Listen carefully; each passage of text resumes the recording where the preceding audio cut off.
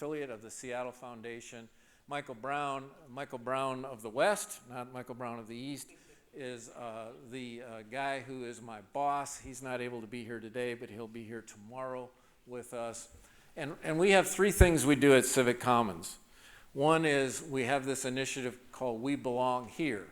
And actually tomorrow here in Spokane will be a convening with the leaders talking about becoming a city of belonging in Washington State. And then we have this scorecard for shared prosperity and network weaving. And network weaving is where the Black Home Initiative fits in. We call this an impact network, and our friend Gregory will tell you more about that. So we're going to get into what is that network. Then we're going to focus on supply. Then we're going to focus on buyers. And then we're going to focus on what we call the enabling environment or the ecosystem. And then we'll hear from Chauncey, and we'll try to bring it all together and have you out of here at 4:30, okay?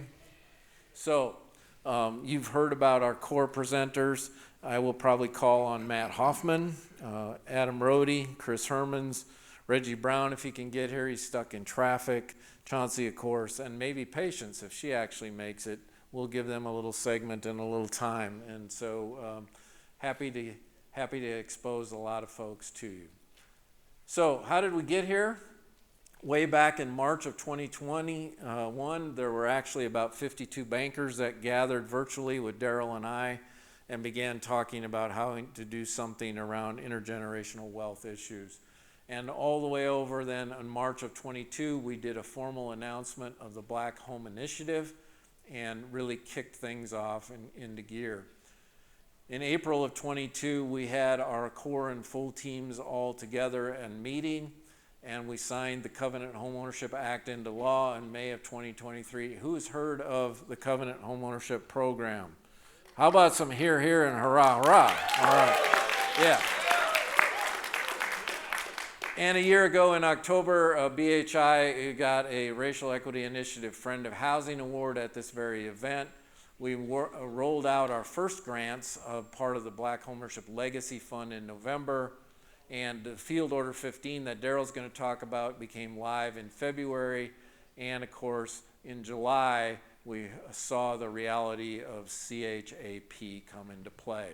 You all know this, these data permeate across the state. The only thing I want to point out on this slide is that when you look at the Fair Housing Act passed here in 1968, we've lost about 16 to 17% of black households since the passage of the very act that was supposed to transform the issue. You got it? Declination after law tells us something, right? These are just some of the disparities that we see. And of course, this is the one that Michael and I and the folks at Civic Commons keep latching on to. We have 4 out of 10 black Washingtonians who have 0 net worth, okay? This is a big deal. And now you're going to hear from the man we call Mayor Gregory Davis of the Rainier Beach, and he's going to take us through the next segment. All right, all right. Thank you, Marty. Can we give Marty some appreciation? I don't know how many of you know him or not. How many know Marty? Okay, he's got some fans out here, all right. So then you know the prolific nature of his work, right? Just today, looking at this slide deck, I didn't ask him yet, but like, which one of these 160 slides are mine? But to be able to produce something like that is just no easy feat, and I think is a testament to his commitment, knowledge, expertise, creativity. So, and I don't know, when was the last time you got a round of applause? So let's give you another one, because they don't come often, right? I don't know.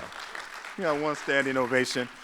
So I was talking to some young people saying I'm coming to Spokane for Housing Washington conference. They said, are the housing people friendly? And I think you are. I got a good vibe out here. Yeah, I got a good vibe. So we're going to try to make this as deep as a subject as it is, as important a subject as it is. It's kind of provide some levity. We're going to be here for 2.5 hours together. So going to have a few question and answers, going to have some facts, some realities. There's going to be a lot of call to actions to you. and is going to come through the form of questions through some direct challenges. And I'm going to start with a couple of questions. And I'll say, who has never heard of the Black Home Initiative? Just raise your hand. We're among friends. You can raise your hand. One, okay, a couple of people. So most of us are in some way initiated to the Black Home Initiative. So probably my part is probably less important, because you're going to be hearing from people who have actually doing some of the work that the Black Home Initiative has enabled in this environment. And we can all admit this is a really challenging environment for Black folks, right? So we're going to have the opportunity to do that. I sent out a poll to people before this started, just kind of curious to get some energy rolling, and it was, can a impact network create 1,500 new Black homeowners by 2028? That was a question that I asked. Can an impact network do that? And I just see the wonderful Cheryl Jackson Williams coming in. Can y'all give her some appreciation? I cannot not let her get some love. Y'all, you guys got some great people in here. I know we're going to get a chance to meet each other. But anyway, a few people responded, and generally the 9 people said yes, and no, and 3 people said no. One person of the no's said no because they didn't know what an impact network was. So, we kind of account for that. We had hoped that the people who said no offered some kind of other approach, because we're really committed and have affirmed in our own mind that it is an impact network that's going to make the difference in this housing environment for Black folks in this state. We're going to hear a little bit more. So what is the Black Home Initiative?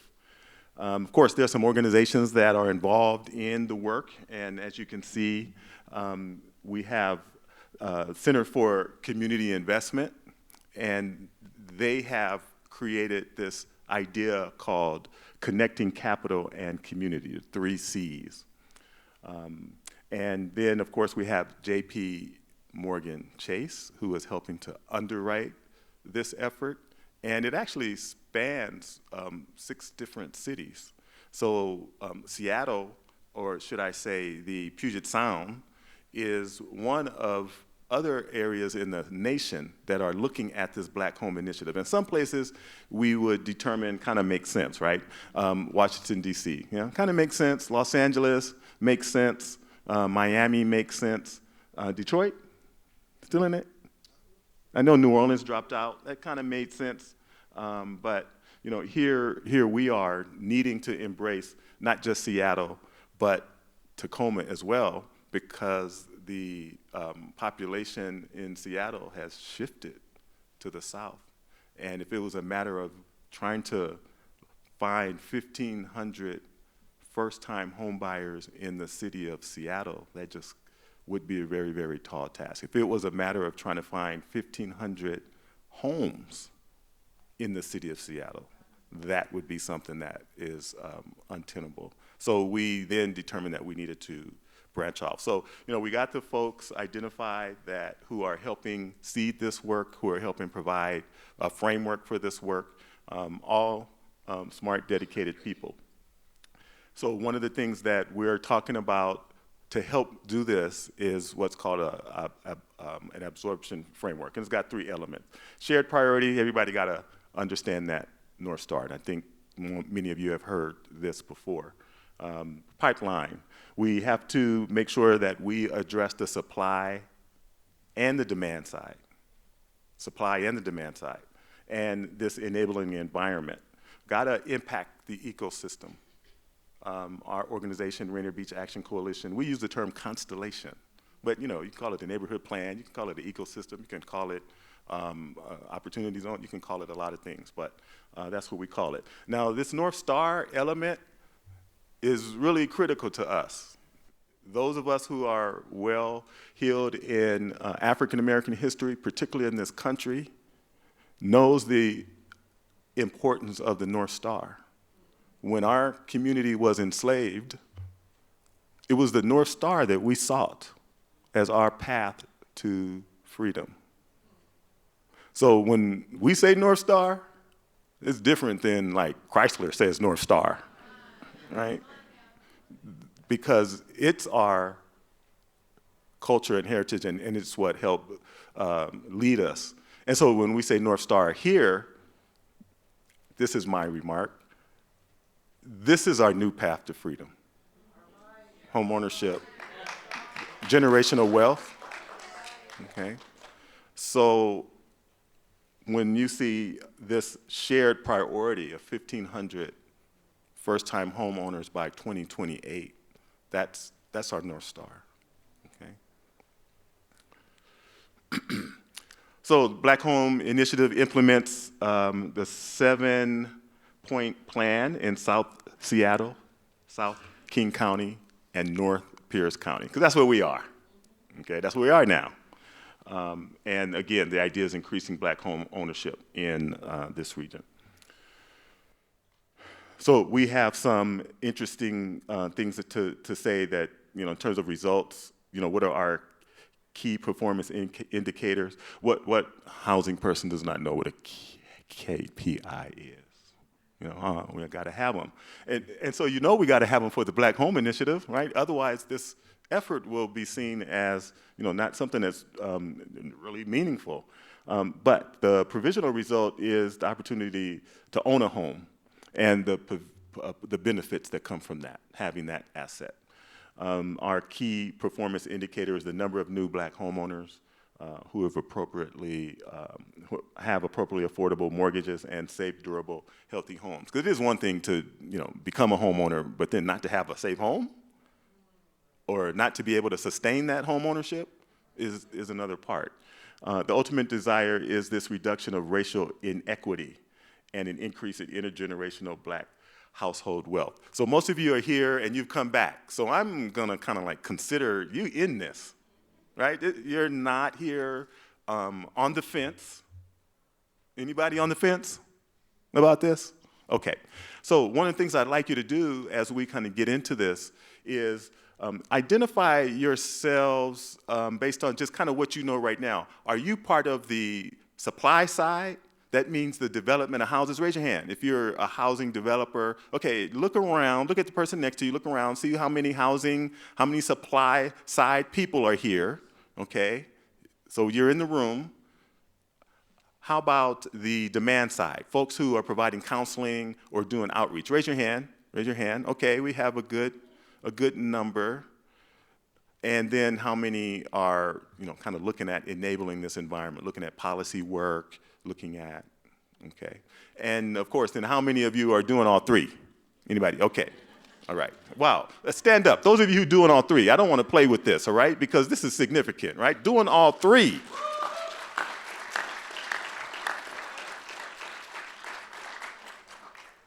Thank you very, very much. So this is kind of one of the things that we got to do, and we're also part of this work, is we talked about we've got to put in place. We've got to also have some goals. And so one of the things that we did was we put in a strong core team in this work, and some of the members in this room and at this dais are part of that. We had to put in a strong policy framework. And you already heard reference to the Covenant Homeownership Act as kind of one of the cornerstones there. Not the only one. There's been a lot of people doing a lot of great work, a lot of creative work, a lot of impactful work. And so we can see that we're kind of doing okay. This is July, this is September, we still got this one. We're a strongly aligned impact network delivering on the shared priority and outcome. So that seems to be the one that we got to get at. And this was another thing that when I came, I always get some counsel from young people, and they ask me these kind of questions, like, are these people like really down? Or are they just, like fiddling around the edges? Are they just, are they interested in just allyship? Or are they probably more interested in, based on this work, kind of eclipsing the whole point of it? These are the questions that they're asking me. And so this is the challenge that we have before us, because those of you who cited that you were part of the supply side, that you were part of the demand side, and that you were enabling the environment, and you don't know each other, then the degree that you do not, when you leave this room, is the degree that we are not going to succeed. The degree that you do before you leave this room is the degree that we are going to succeed. Now, is it going to take just the 60 people in this room to fulfill that? No, but you are BHI. You are BHI. Here, you're BHI. Yeah. And if you're not, talk to Marty at the end, and you'll be BHI before it's all over. Now, I can go through all these slides, or I can just say a lot of people put in a lot of work to make this happen. But I got to do some justice to Marty's effort here. So here we have our core team. You know, every effort's got to have a core team, right? And you can see these are some notable people. These, you know, this is not somebody, you know, Marty was just walking down the street downtown and just said, hey, you want to be part of it? No, these are folks who've been in the work and who have been doing the work. And we have a couple of them here today that you're going to hear from. So, yeah, you might be thinking, this is nice, but what's different about this initiative compared to other past attempts? Okay. So this is kind of a visual that we love to provide. And you can see the far on your left, less like that. We're familiar with that. And yeah, this one makes a lot of sense when you're geese flying down south, where you got to have the leader and then everyone behind takes advantage of the energy and the wind that the leader provides, and then everybody has a easier opportunity to lift. But we're not flying down south. We're trying to get 1,500 first-time Black homeowners. That's what we're trying to do. And so we need a certain way to permeate this system that exists that, as you saw the earlier data that talked about how few of us are homeowners, we got to have a way to do that. And so we want it to be more like this. And this is a testament to the refinement and the development of the work. You saw the timeline when we started this and all that we've done. This is the first time, I think this is the first time we've done this slide, where now we're talking about, how do you pronounce that word? Kennevan. See, I introduced to the word. And so we're talking about this domain of emergence is really what we're trying to do. And that's what this learning lab is really intended to try to create. Get us to this domain of emergence. Because we have a complex and a wicked context to address. Not just complicated, not simple context. We got a complex context that we got to deal with. And, you know, it's probably soon to be chaotic if y'all don't get this right by 2028. So here we got murmurations of starlings, schools of fish, swarms of insects, swoop and swirl, seemingly in unison. There are no instructions or control mechanisms kind of dictating their movement. The patterns of their movement are emergent. He even brought a mathematical model out to talk about how important this is. Now, we might say as humans, do we not have the stuff of insects or birds? I think we have more than that and know what we have to do. And I love this part right here. It's the second to the last sentence. One of the things says, leadership changes based on who knows what to do next. So it's not somebody like you saw that flock of geese where there's just this one leader carrying everybody down to the space. In this environment, in this complicated context, we have to all demonstrate our leadership.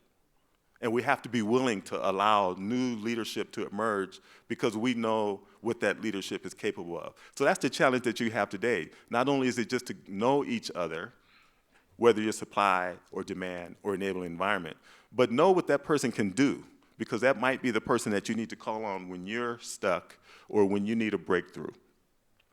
So there's a magic to this. When it comes to engaging with complex issues, We may not be able to accurately predict what happens next. What we can do is connect with one another. That's what we can do.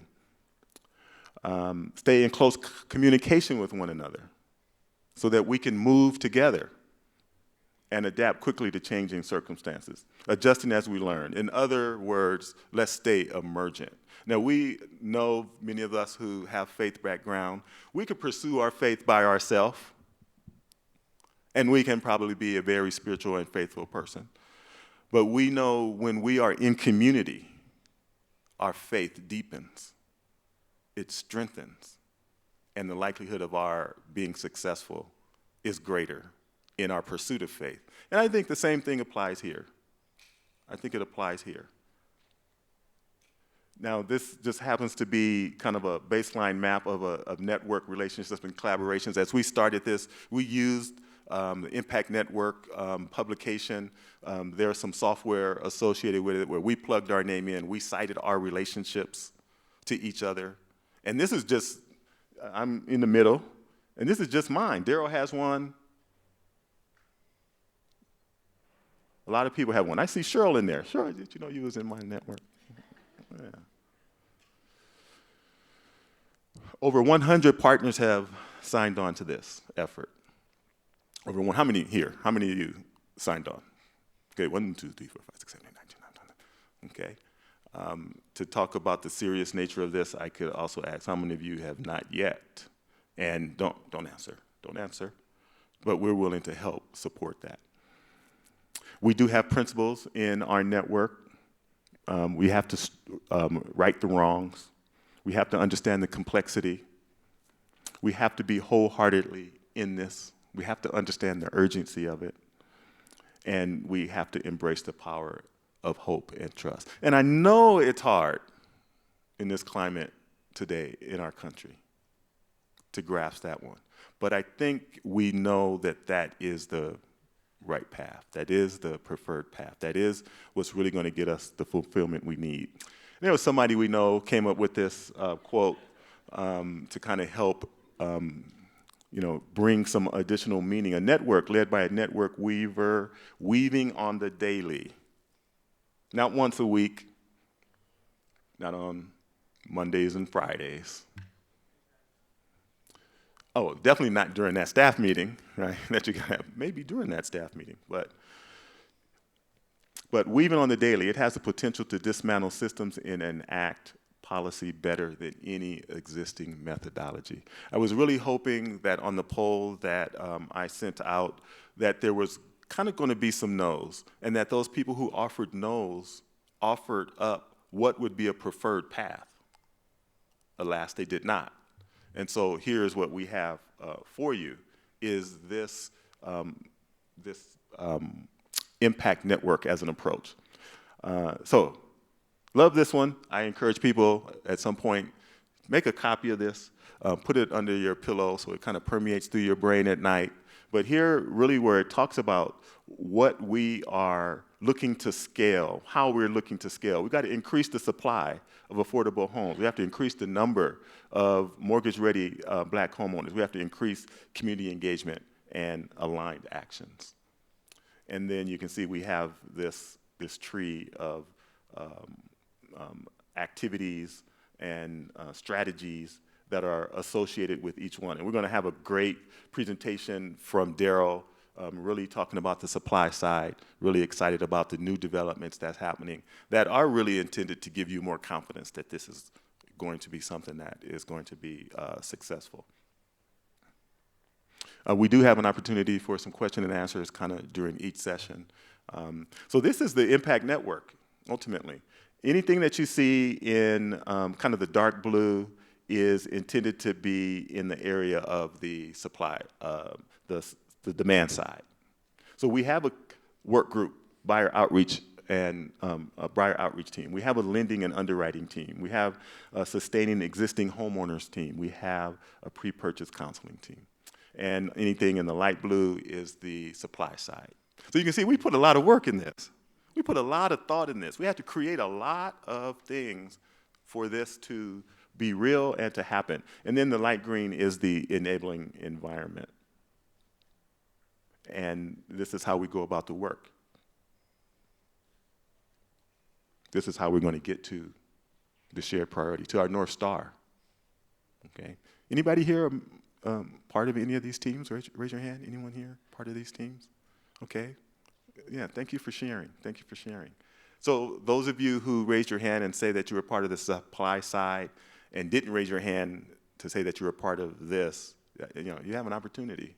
Here's a way for you to step in. The same for the demand side, the same for the enabling environment. We have to also work on how do we govern this. And so we have a leadership council, core team, and an organizing staff to support the governance of this. So this is the slide where we have an opportunity to talk about it. And Marty has a particular path that he wants to lead us on. So this is another thing that I learned from my young people. I was teaching somebody how to be an MC. He was about 15 years old. And the first thing he did when he got to the mic was he said, "Give me an applause." I said, oh, I'm going to add that. So give me an applause. And we'll get it.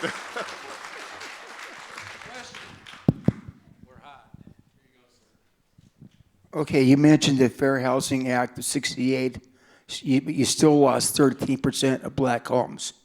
What are the chances that the May 2023 Covenant Act will stop that? Yeah, really appreciate the question. So we've got a slide coming up in the enabling. Oh, look, it happened here. You asked a good question. There's a nice mug for you. Thank you, sir.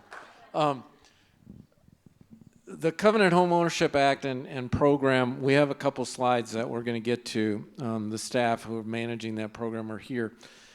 I think what we can sense is that we will be able to completely transform the numbers and the percentage, but it's going to take time. The hard realities are that for many buyers, the journey is not a 3-month or a 6-month journey. It could be a 2-year journey. When we talk about putting product on the ground in our environment, you're talking about a 4 to 5 year gestation period on some of these projects that folks are doing. So we're looking at a trajectory, but it is incisive. It's cutting into the core issues of why we got to this problem. And of course, the hope is that the next generation then has that intergenerational wealth and the flywheel continue to turn. One more question, and then we got to get on to supply. Anybody? Yeah, way back here. Cliff, my buddy, you're going to have to be brief, though. All right? No sermons now. Okay, anyway, 5 minutes. No, I'm messing with you. So, first of all, great presentation. Now, yeah, I know, so I'm gesturing to him, Mr. Mayor. Anyway, so what sectors in this network that you're weaving and constantly weaving would you like to see join the BHI and take part in it? And what role would those different sectors have in this network, whether it's supply, whether it's on demand side or on the policy side, that, again, aren't there right now? Gregory, you going to take that one? I'm actually going to share that one, huh? Is that possible? I'm going to say at this point, because my organization is a neighborhood-based organization, we steward the neighborhood plan in partnership with the city of Seattle, and we've got 4 banks in our neighborhood. And the question is, how invested are they? We hear about the commitment to the Community Reinvestment Act, and we see a lot of light touch work, but we need some deeper work. If one of the banks in our neighborhood happens to be like the biggest bank in the world, how can we put a cap on their involvement or support? Cliff, great question. And any organization or any sector that has reach and care about this issue, which are a lot, needs to be present. Here's an example of one that we're starting to work with, the healthcare sector. There are lots of folks that work in healthcare in Seattle because we have a lot of hospitals where the folks that work, that turn the sheets, that take care of my sister, who's actually at Harborview right now, getting some beautiful care, can't afford to live anywhere near Seattle or anywhere near Tacoma. So I'd love to see, as an example, that sector be more involved in leaning in and helping us to figure this stuff out and supporting this effort and being a part of the murmuration. That's the only way, in our view, that we get to that shared priority. Anything to add, Corey? No? All right, Daryl, you're up. We're talking supply. Am I driving my own slides, Marty? You can drive them if you like, yes. And Matt and Adam, you guys want to get up on deck? I think you're coming up soon.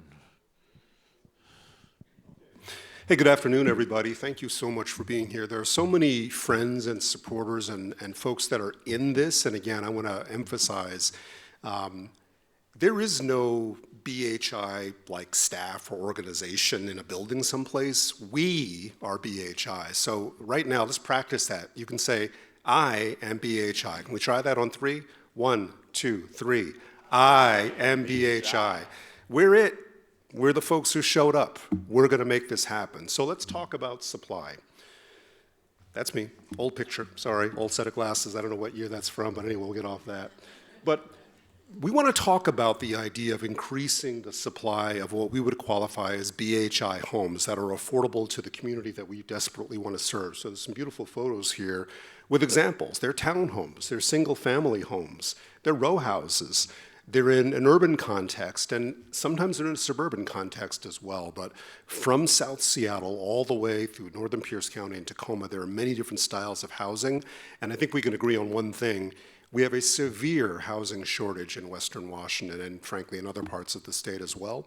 Thinking about Spokane, since we're guests here on this side of the state, for we West Siders who have never been to Spokane before, we know you got challenges out here as well. So this applies. So when we talk about this, how do our partners define homes? And you can see the list here, and it's really straightforward, right? All of these aspects we want to see covered in terms of supply. I don't want to go through and read the slide to you, but you can get an idea about what we're talking about here.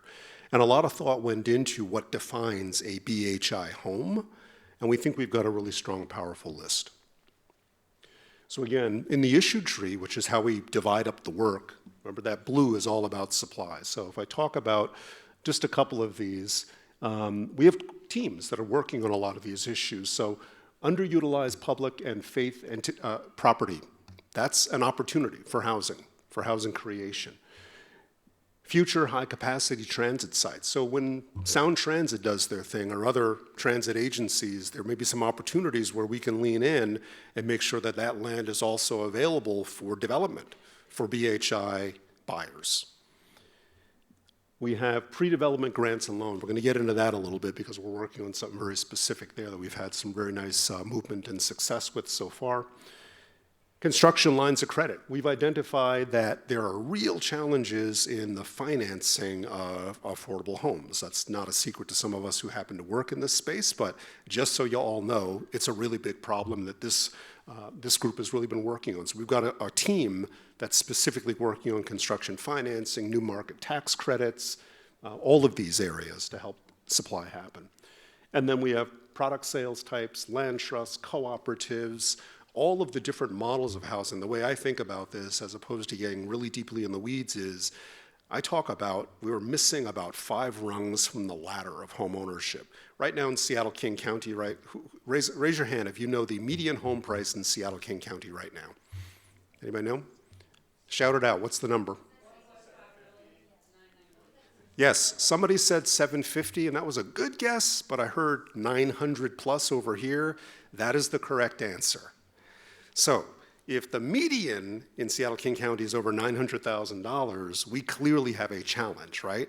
So we need some new models. We need the land trust model. We need our friends at Habitat for Humanity who do their great work. We need cooperatives, something that Homesite's working on. All of these new models, right, can hopefully inspire others to get into the game and create the missing rungs on the ladder of home ownership. My wife and I, when we first bought our little house, I was, a little younger, no gray hair, a little bit more hair. We bought a little funky bungalow fixer in a little unheard of neighborhood in Seattle called Columbia City for $94,000. in 1995. That home today is about an $800,000 home. So where are the starter homes? Where are the new opportunities for home buyers if we don't create them? So again, new models of housing in places traditionally where we've not been building is what we have to look at to create supply. Okay, so there's land identification and strategy team. And I'm gonna show, is this a time to call Matt up to go through a couple of slides here? All right, Matt, come on up, man. So we've got really, really smart people working on all these issues. One of them is Matt here. I'm gonna let him go through a couple of slides to just maybe go a little bit in the depth of how we're doing this, because we have to do a lot of tracking, discovery, and research to figure out the best opportunities. Matt. Thanks, Daryl, and good afternoon, everyone. So a little bit about our team. So we're focused, obviously, on land, and our homes can't be built without having this supply of horizontal property. And so it's not just identifying the land. What we're doing is, as a team, is working with our Black Home Initiative network of builders and developers, basically in service of them. We want to help them we're going to be a land clearinghouse. So in the future, one of the things that we're really working towards is a campaign in which we're doing active outreach to not only jurisdictions, but also the private entities where they could be potential sellers, and faith-based organizations. It's all hands on deck to try and identify land where our network builders can build. We're building tools to help serve that, and I'll give you there's one slide on that, but I'd love to talk more about that. And then we're working with our policy team. So Greg showed the network slide. We've got a policy arm as well that's focusing on different policies that at the state as well as local level that we can help advance to help reduce barriers and kind of hasten the pace of development. You'll see a slide coming up that we need to hasten that pace quite a bit.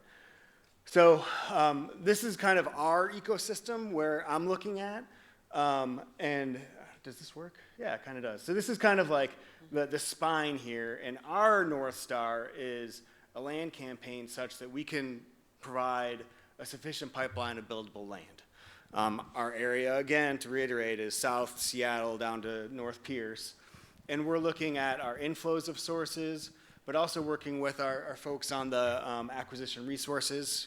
Again, memorization, connecting our teams, making sure that they have access to the funds they need, pre-development funds and land acquisition funds.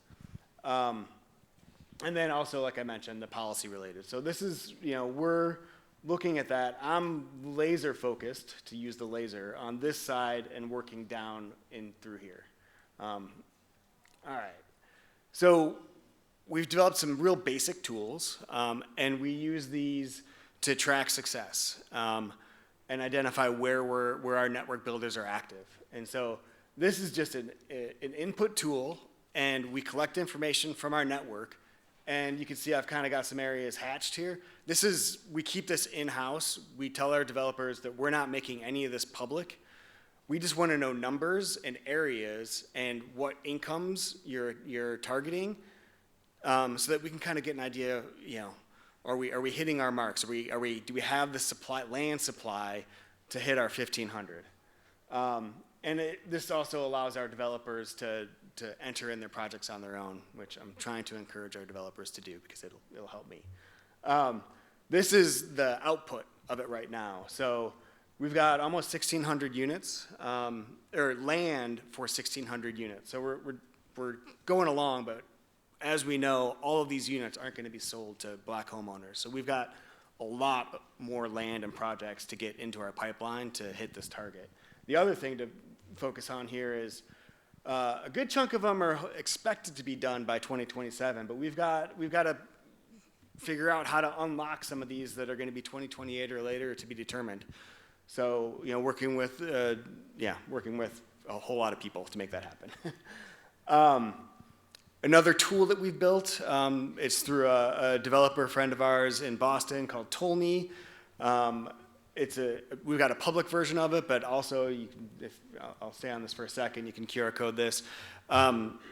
But it allows you to do all kinds of different searches. We talked about high capacity transit areas. You could do a radius around high capacity transit areas, and then filter on publicly owned properties or faith-based properties. You can look at properties that are underdeveloped or vacant, owned by, say, I want to see where all the utility-owned properties are. Could they got maybe extra land that could be available. There's a lot of things that we want to bolt on to this as well. This is we're at V0. Marty's going to bring up some data points that we've got another collaborator working on that's going to get integrated into this as well. That is going to, again, further help zero in on areas where our developers want to be active. Also, just real simple, we talked about median home prices. What's that translate to in down payment assistance needed and based on your income? So we've developed some tools that are available to our builders as well to help them understand that. And before I hand it over to Adam here, this is kind of where we're going right now. We've got some grant funding to activate the land campaign. But one of the next steps that we want to be doing is kind of bridging the land activities with the construction methods activities. As we identify lands where maybe some offsite construction methods might be beneficial and helpful, those are going to be on certain types of properties, or most suitable for certain types of properties, say level or of certain size or in certain locations with different access. We want to plug in those criteria into the tool to help identify lands that could support those methods. So I'm going to hand it over to Adam to talk about what the Methods and Models team is up to.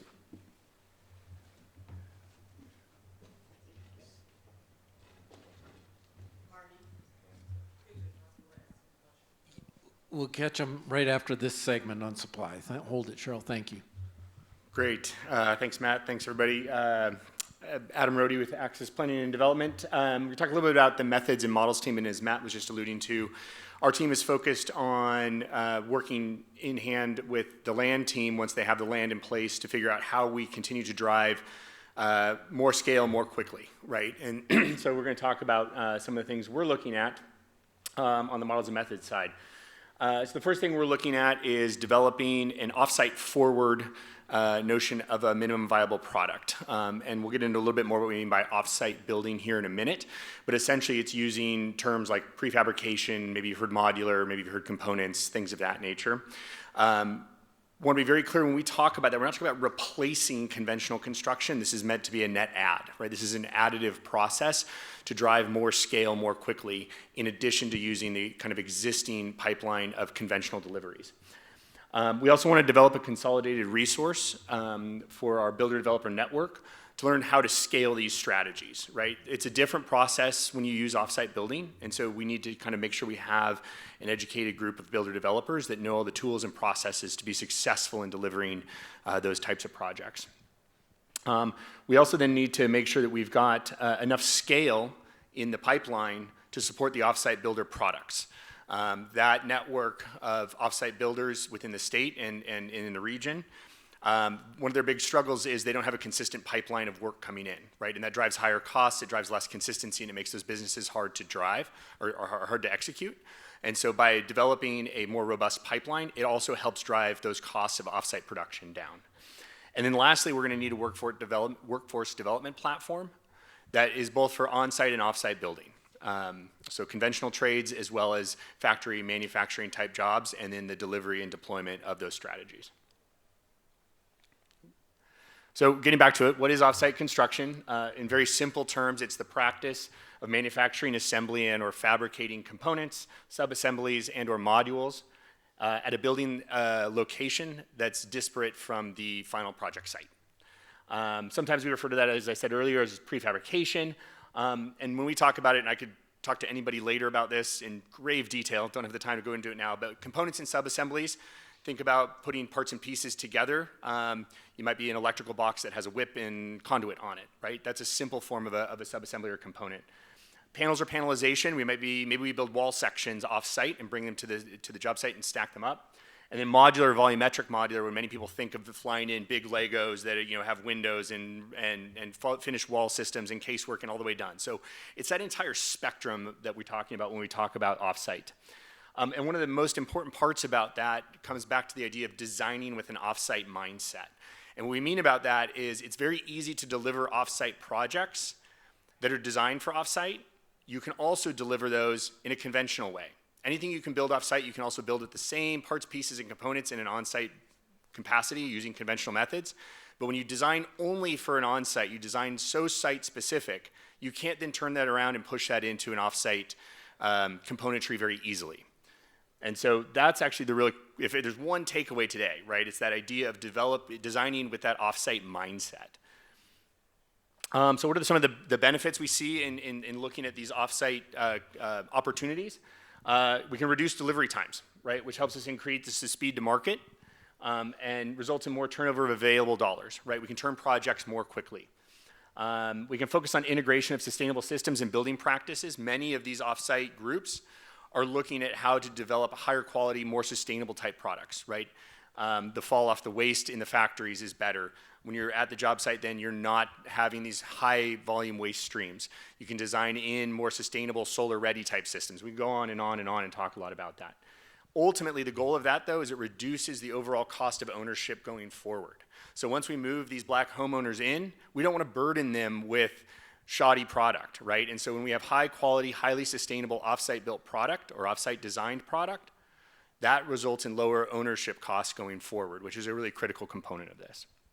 We want to increase the predictability of outcomes. When you're doing something at scale and doing something repeatable, you're going to increase your predictability over time. And ultimately, since the BHI Builder Developer Network is focused on BIPOC Builder Developer participation, we want to make sure we've got programs and resources that can support those builder developers so that they can learn how to develop these types of projects in addition to conventionally built projects and really drive that forward. The last one down there is we believe that there's an ecosystem of Washington State offsite builders that exist, right? How do we connect them to this network of builder developers and get the products that we want, right? Let's get to the next one here, that minimum viable product. So we want the BHI network of builder developers to understand and inform what the products are that they are consistently wanting to deploy. That may be townhomes, it may be single family detached, it may be ADUs, it may be any number of those types of things, and then matching those up with the available resources that are out there within the state already and drive those product specs and then bring that builder network together as a federated group that can drive the volume and scale that we need for these offsite builders to truly deliver a system that works throughout the state. And then ultimately, we want that system of repeated deployments to be available to the builder network, and that can also be applied to other networks outside of BHI, right? It's something that others can pick up and take on. And then ultimately, our final goal is we have already worked at beginning to identify land opportunities and potential implementation partners to deliver a first pilot project or two potentially that will ultimately then deploy these practices and proof of concept and then scale from there. I think that's the end of that brief piece. Oh, brief-ish. Thank you all. Daryl's up. Thank you, Adam and Matt.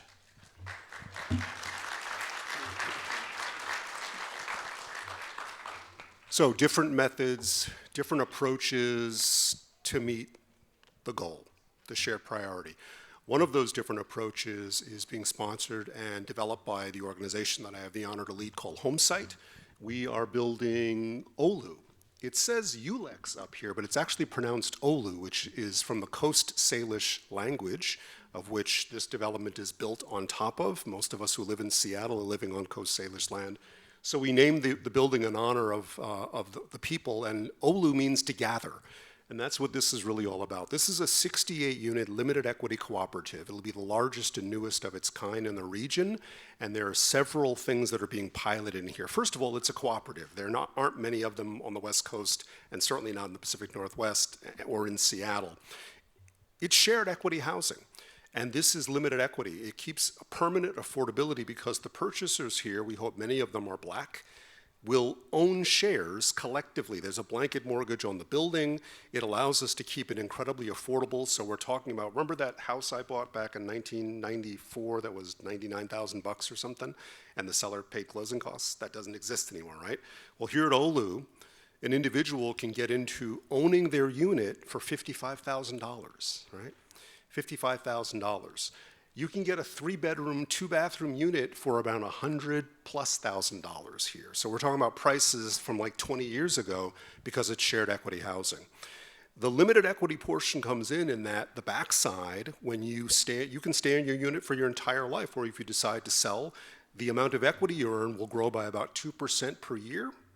You get your initial investment back plus 2% a year. So some have sort of said, well, why are you limiting the equity? Well, part of the reason is we're replacing rungs on the ladder that don't exist in home ownership.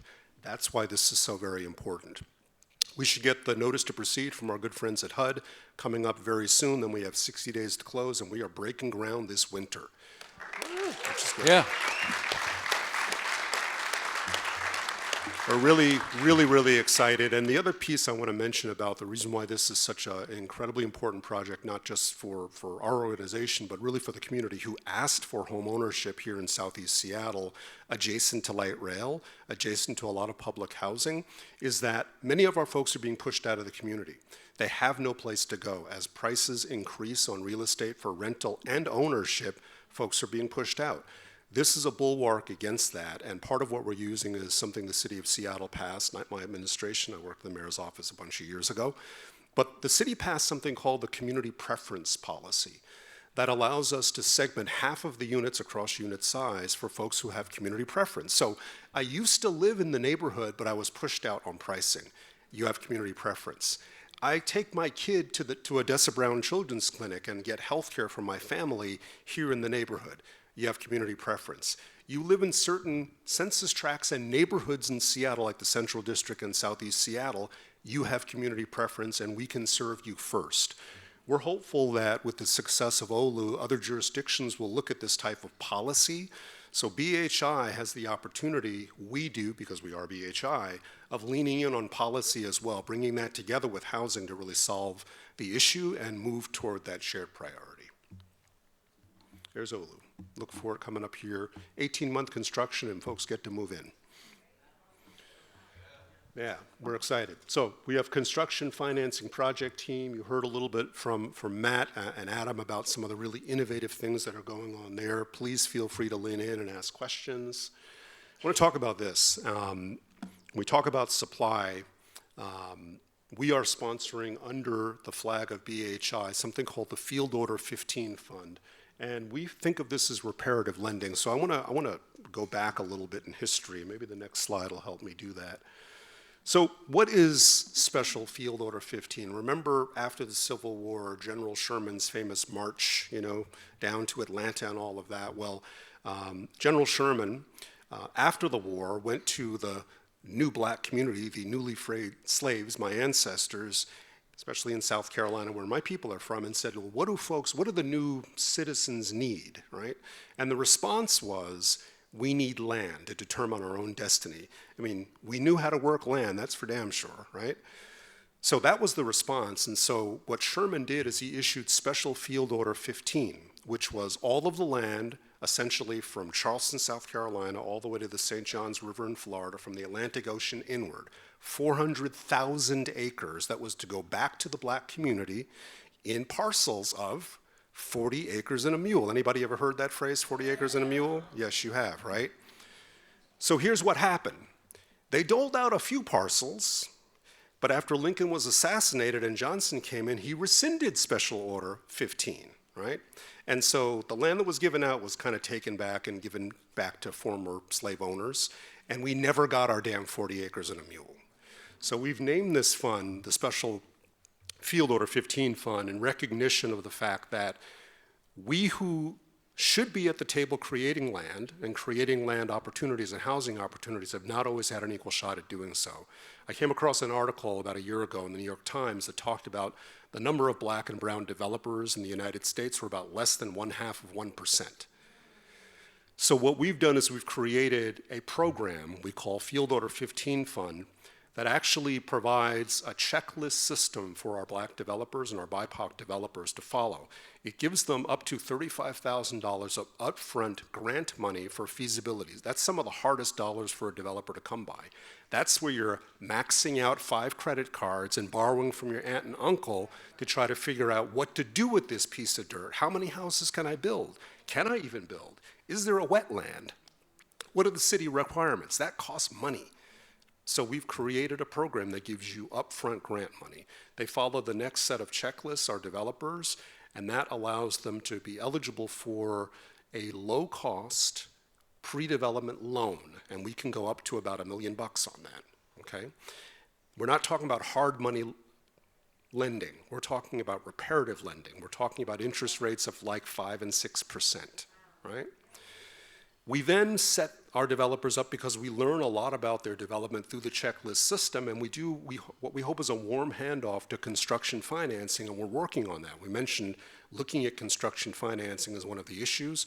So now we've created a program in Field Order Fund that actually has the ability to cause supply to happen by the Black and brown folks who should be at the table creating the housing that the community desperately needs. So here's how we're doing so far. We started it in February, a lot of excitement, a lot of work has gone into this, but you can see our numbers so far. We just started handing out grants. We've done about 11, 12, 13 of them.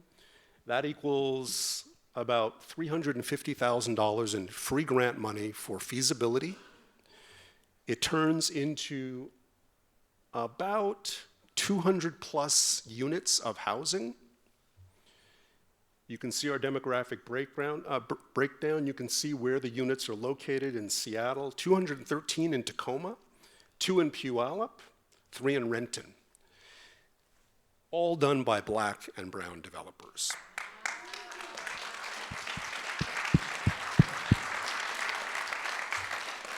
And a lot more coming. Our pipeline is filled with projects. We're incredibly excited to support developers, emerging developers who have done less than 2 or 3 projects, and some very experienced developers like Reggie Brown and others that really know what they're doing, and creating mentorship within this group as well.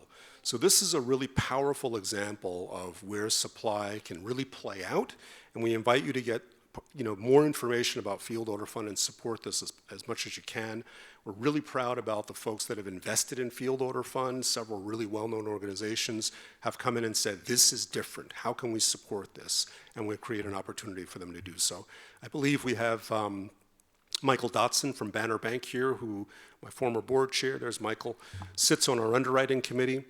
Incredibly smart people working on Field Order Fund to build this up under the flag of BHI. We're really excited and proud to bring this to the community.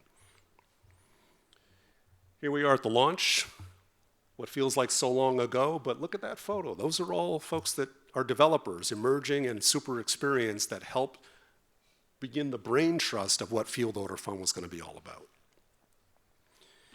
So, high impact opportunities. There's a lot of things that are going on here. You can identify perhaps yourself maybe working in one of these areas here. I won't walk through all of them, but take a photo of this and see where your organization or your individual effort could really lean in and make a difference here. There's still opportunities out there to lean in on one of the work teams. And then increasing our supply of starter homes. This is something that's very important as well. We have Louis Rudolph here. I think Reggie may be joining us, probably got through traffic. Yeah. Is Reggie here? There he is. Reggie's up in the second row. Thank you, Reggie, for being here. Maybe I'll say a word on this one, Daryl, if you don't please. mind. So I think some of the commission staff are in the room, and we aren't making a formal public announcement of this, but the commission has been given a $2 million proviso as part of the rollout of the Covenant Homeownership Account and Program. Some of that money is going into housing counseling. Another chunk of it is going into pre-development resources. And the final piece of it is going into supporting the creation of a plan specifically to increase the supply of starter homes in the state of Washington due by mid-year next year. The people you see listed up here have received notice that they have been awarded the contract to carry out this work. And that contract is not yet signed, but Adam from Axis, who you met, Reggie and Lexi, where are you? I saw you come in, raise your hands. Our prime developers from Pierce, and they'll be up here in a minute.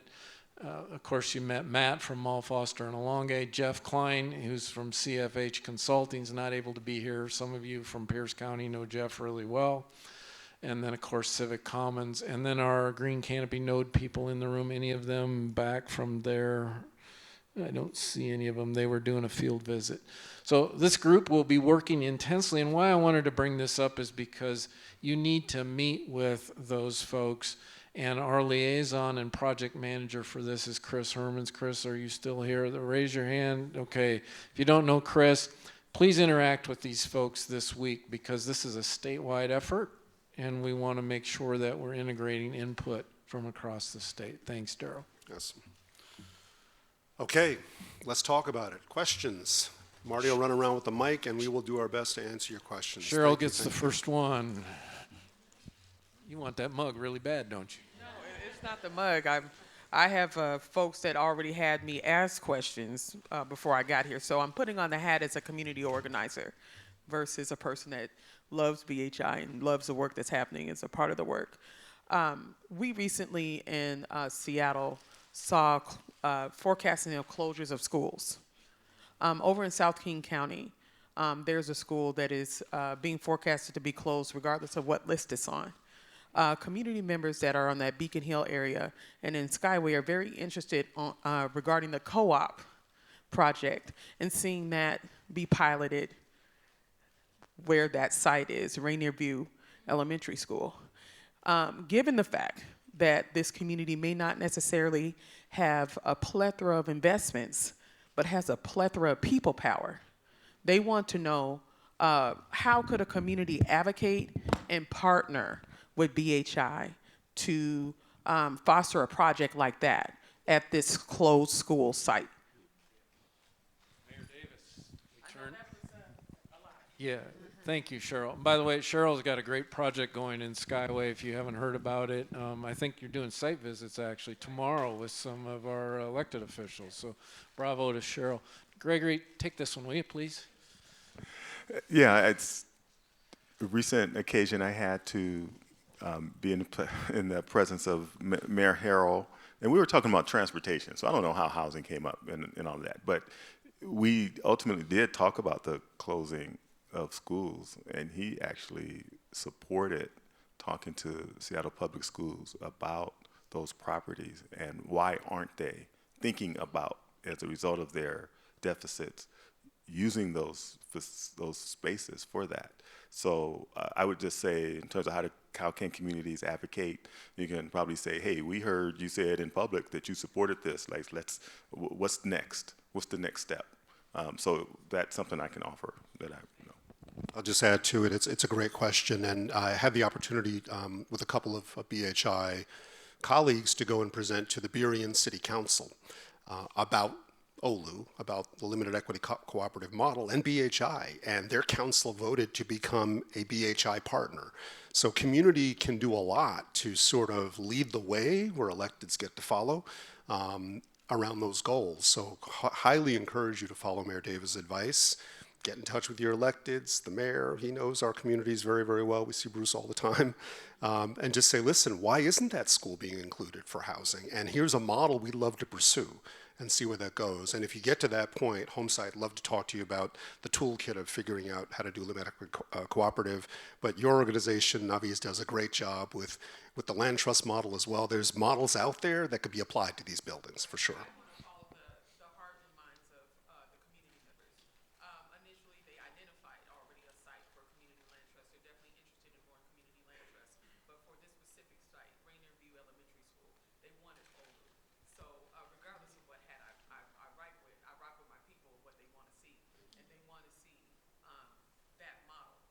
Love it.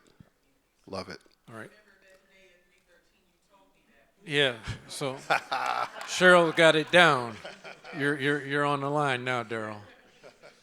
Yes, Chris. I would say, Daryl, I mean, it would be helpful, though, I mean, since Cheryl's talking about organizing, that OLU wasn't, I mean, it has been a dream and a vision that has been incubating for a long time because of the barriers that exist for doing a limited equity co-op. So I think the other place for organizing is obviously within the whole process of closing schools, but it's also, we need more people actually lifting up how we need to address the barriers for a limited equity co-op in Washington State period. So I think, Daryl, if you have 30 seconds to speak to that, that's another way that we need people organizing. Yeah, there are real challenges with this model just in terms of how you put together the financing for it. We have not had access to, the LIHTC program, for example, so you have to put together an equity stack that's somewhat challenging. There is so much layers of subsidy in this project, including from our Senator Patty Murray, from the city, from the state, from the commission, from the Department of Commerce. Lots of folks want to see this succeed, but there are challenges. We don't have enough time to get through all the different hurdles we've gone through to get this to actually come to fruition. And we're working with HUD, which provides an extra set of hoops for you to jump through, but a project of this magnitude required us to actually get a much lower interest rate from their insurance, essentially, to bring the project in as affordable, because everyone in Oulu must be at 80% area median income or below. It is an affordable housing ownership opportunity. So there's lots of things that go into the sort of mix to make this stew flavorful. So we can talk about that offline, but there's no doubt we need advocacy at the state level to make it easier for developers to build limited equity cooperatives. Again, we need those rungs on the ladder replaced. And right now, the only ones I can really think of are at scale. There are lots of great small developers. Field Order Fund is trying to work and support with many of them, but Habitat, the land trust model, and limited equity cooperative, those are the big ones. And we need this is a yes and we need as many tools as possible. Thank you, Daryl and Cheryl, and we're excited next year to hear about the progress of this little advocacy adventure, and maybe see pictures of Oulu out of the ground, right?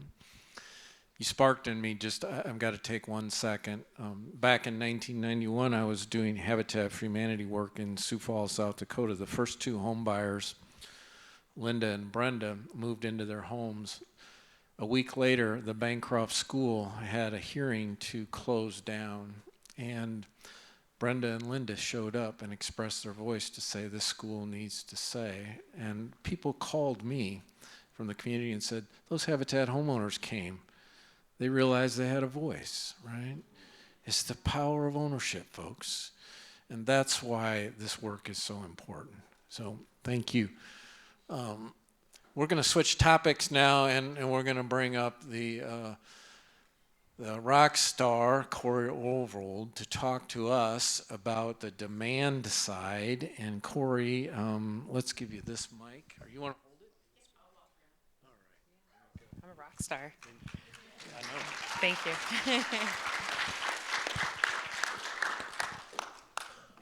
Okay, so I get the pleasure of talking about why we do what we do.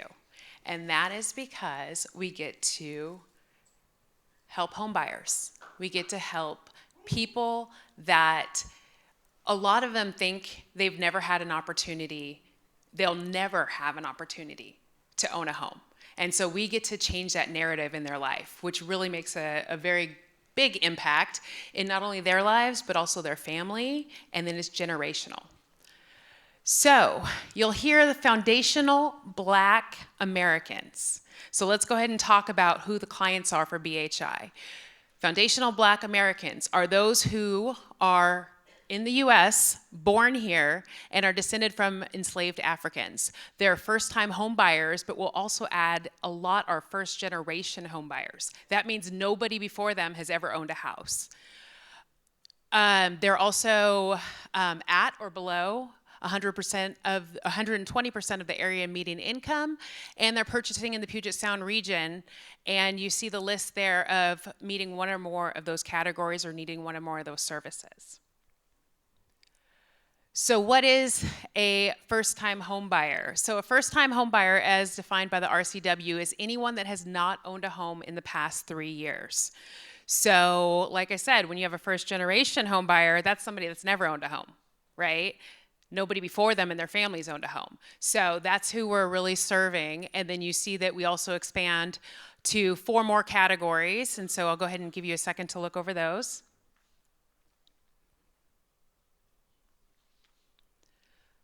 All right, so a foundational Black American is any person classified as Black who can trace their bloodline lineage back to the American system of slavery. So that can be done by using the 1870 census I see a couple people taking pictures, so you see my presentation's a lot more brief than everyone else's. All right. And so really what we do is data driven, right? Sometimes people that may not fit into the category of the Black Home Initiative, not the foundational Black Americans, they want to see that data. Why are we doing what we do? And so our work is very data driven. And so BHI's approach is one of targeted universalism. And so Marty is going to share some data with us. Oh, you got that one. All right, I'm not going to get too far in the weeds on this because there's a ton of data, but I want you to pick up some themes that we're learning as we dive deeper into the data points. If you can see the area that Gregory talked about over on the left, and you can see the darker reds and oranges is where the concentration of Black households is in that area. And what we've done is we've divided that area up into 6 what we call homeownership opportunity zones. We did this because there's different data points and different costs and issues in each of these areas. And so we're diving in deeper to that data.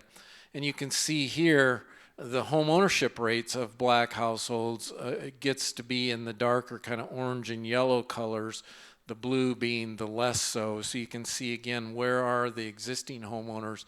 And of course, we've divided this up into greater detail as well into those 6 zones on the right. I wanted to share this slide with you. The non-Hispanic white is the line that's declining from 2019 to 2023. The yellow line is the actually the BIPOC application penetration rate in the lending world, which you can see is actually growing. And so we have that particular value moving in the right direction. The challenge is the pace, and the access issues are critical.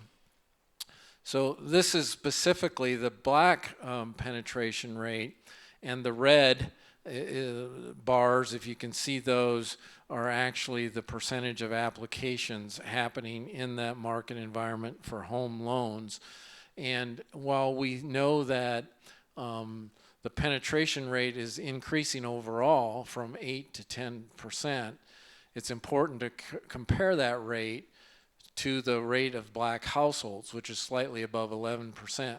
So it might seem that the gap is closing, but in reality, it's such a small amount, and we're going to need a much larger penetration rate of loans in order to get to resolving that disparity that we're facing.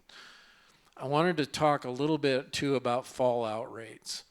And so when you look at the fallout rate and what's happening with the Black households, and that's this area over here. The Black household fallout rate is the red line, and we're seeing a trend to where that fallout rate is increasing from 2021.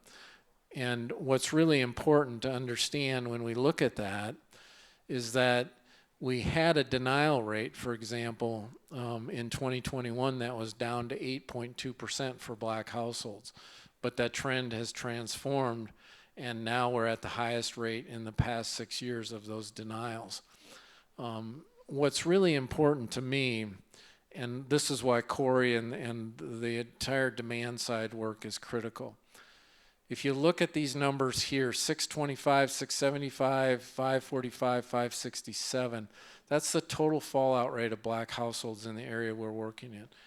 If we convert half of that fallout rate into successful home buyers, we've already hit our 1,500 goal. You follow what I'm saying? So when we talk to you next about the interventions and the programs that are being developed specifically to overcome this, not the least of which is which one? Thank you, CHAP, yes, all right. We can see that we might have an opportunity to turn this direction around. And so the last thing I want to say here is when we look at those denial rates for those Black households, the credit application being incomplete, the credit history, and then the employment history are the three primary drivers there that are unique amongst the other populations. Debt to income ratio hangs right in there with the other borrowers, non-Hispanic white borrowers. So those are the key things that we need to be working on as well. And I think I'm going to stop with some of this detail and move on to this forecast slide. If we look at the black population in these market areas and the percent of change between 2025 and 2027, looking out, these are projections without interventions now, you can see that we might lose ground. And this is why the Covenant Homeownership Account and Program, the debt reduction fund that we're going to talk about, all the pre-purchase counseling work and everything else is so critical to overcome that issue.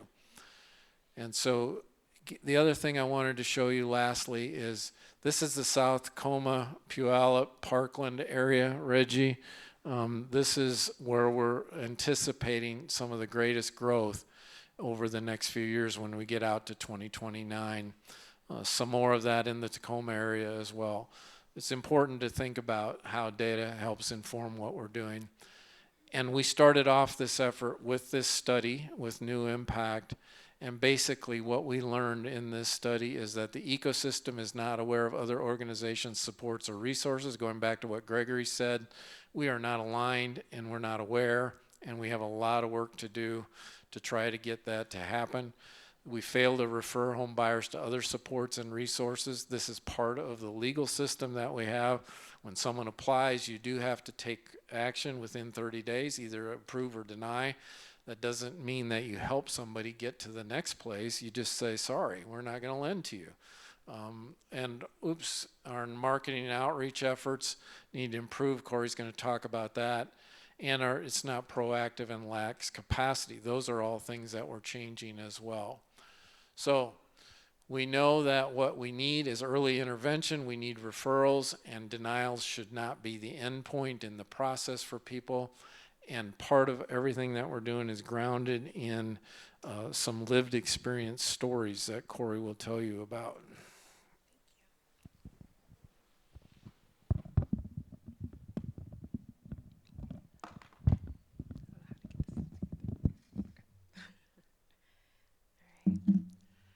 So we have the Black Home Initiative booth that's, if you go out the hallway, pretty much all the way to the front doors there, and we have these stories. So each home buyer has a unique story to tell, right? And so we can learn from those stories. And so when I'm talking about the people that never thought home ownership was for them, these stories are impactful, right? These are African American community members that have done it.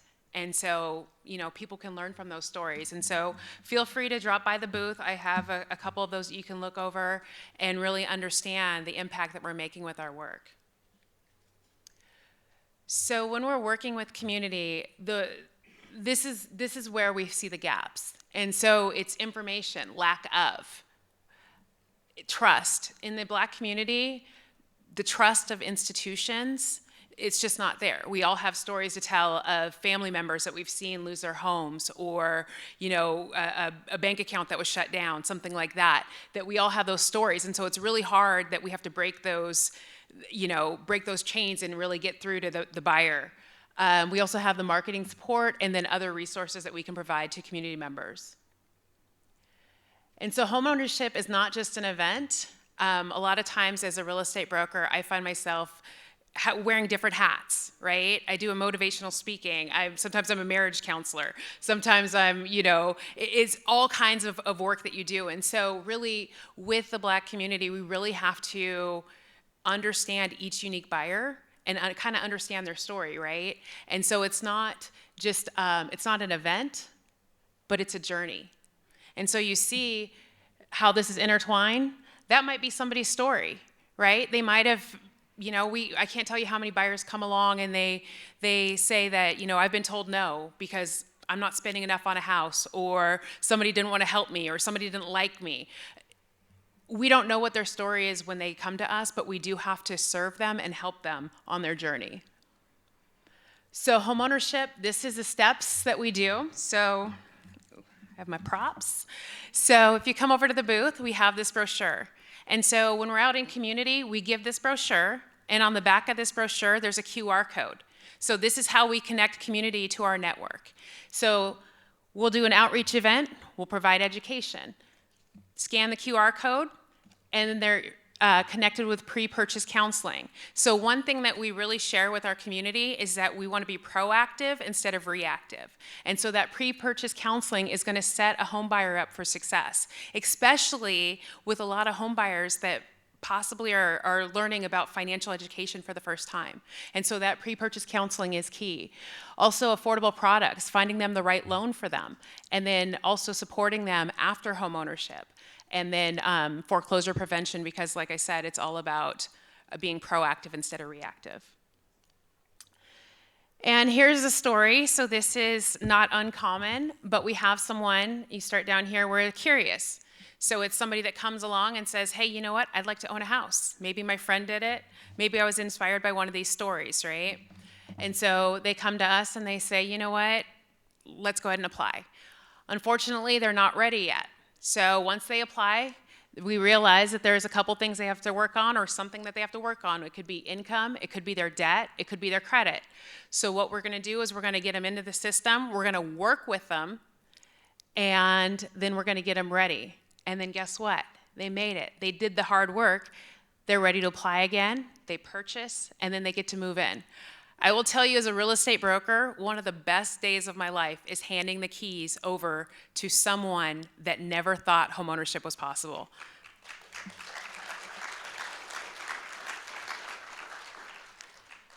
So here's some categories of our buyers. Very rarely do we find buyers in the African American community that are ready to go, right? Sometimes it takes a little work. And so these are 3 categories of buyers. We have the near ready, the midterm ready, and then the long-term ready.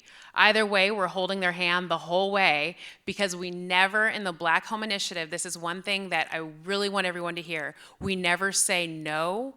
The answer is not now. So we're holding hands, we're helping along the process, and we use we because we're part of the process, we're helping that buyer. Is this still mine? You click the next one, Okay. and Okay, so yep, here's there you go. buyer outreach team. So this is, I think it's one of the most important teams here in the BHI. We are the ones that are the boots on the ground. I know Kat was here earlier, she stepped out, but we are the boots on the ground. We're the ones going out, meeting with community. We have Musa that's here, Evelyn that's here, Kat that's here, and then I'm a liaison to the leadership team and then also the core team. And so what we really do is we meet with community, right? So here's our ask. You're all part of organizations. If you have an event, a carnival, I don't know if people have carnivals still, but if you have one, invite us to it. If fairs, anything that we can get in front of community that would be that foundational Black American. We want to connect with community. We want to share the work with BHI. Community events, mini grants. So anybody that is in alignment with our values, our organization that is serving the community, we have some mini grants available. We also use media to get the word out about the Black Home Initiative. And then churches, barbershops, beauty salons. If you're in the Black community, you know that's a hangout, right? We're getting our hair did, right? And then also we're connecting with employers. So like I said, that's our ask. Just let us know. I'll be at the table throughout the conference. Just share with us what events you have coming up, and just keep us top of mind when you do schedule those events, because we'd love to table at those events. And is Elizabeth in the room? I don't know if she made it yet. All right, so I will talk a little bit about pre-purchase counseling and supports.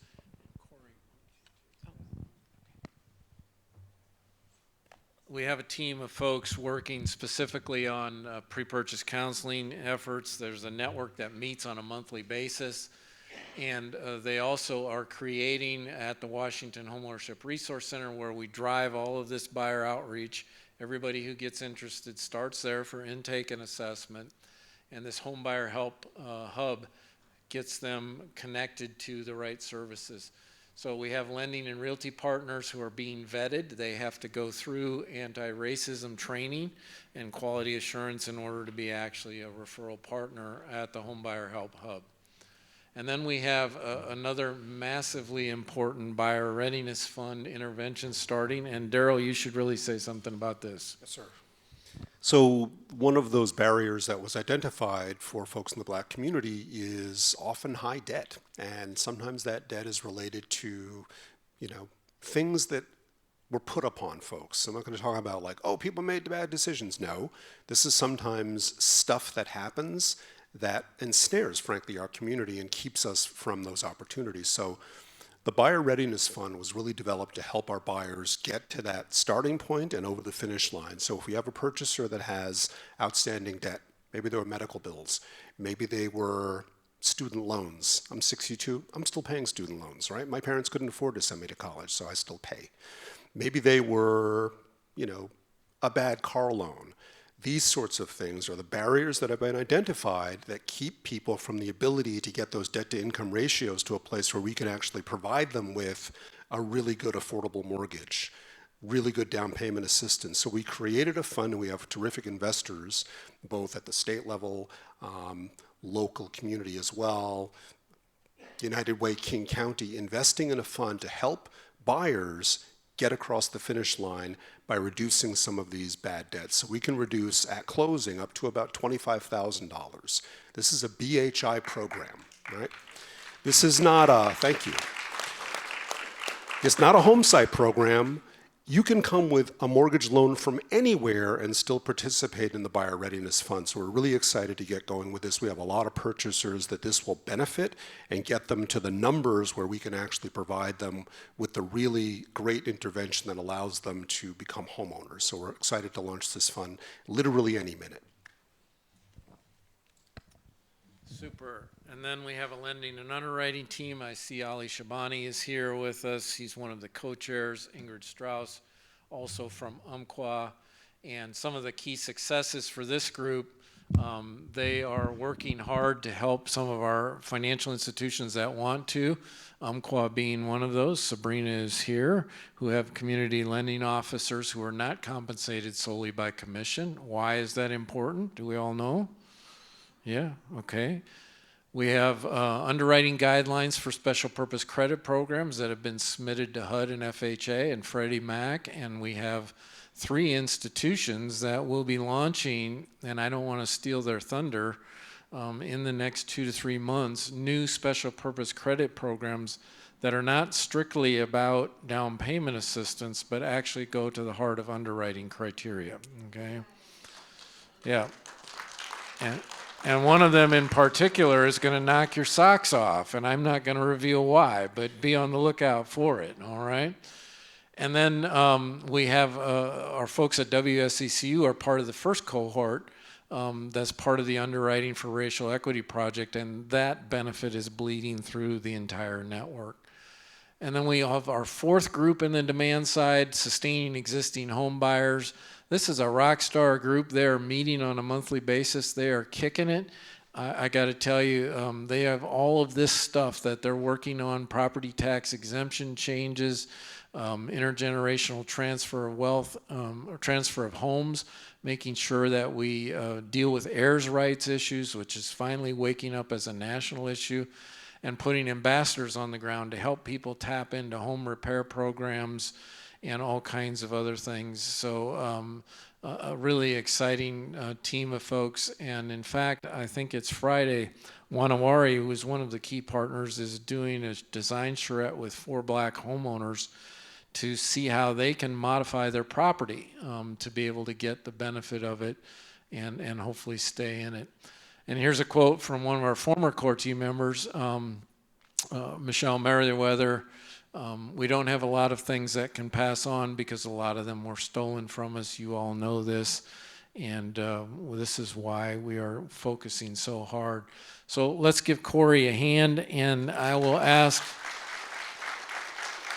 any questions at all on the demand side of things that you want to cover. Somebody have a question on demand? No? Corey, you did so well. I think you. Thank you, Corey. All right. Yep, you got one? So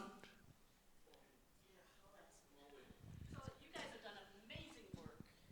How do we build on that in Eastern Washington and other parts of the state without reinventing the wheel?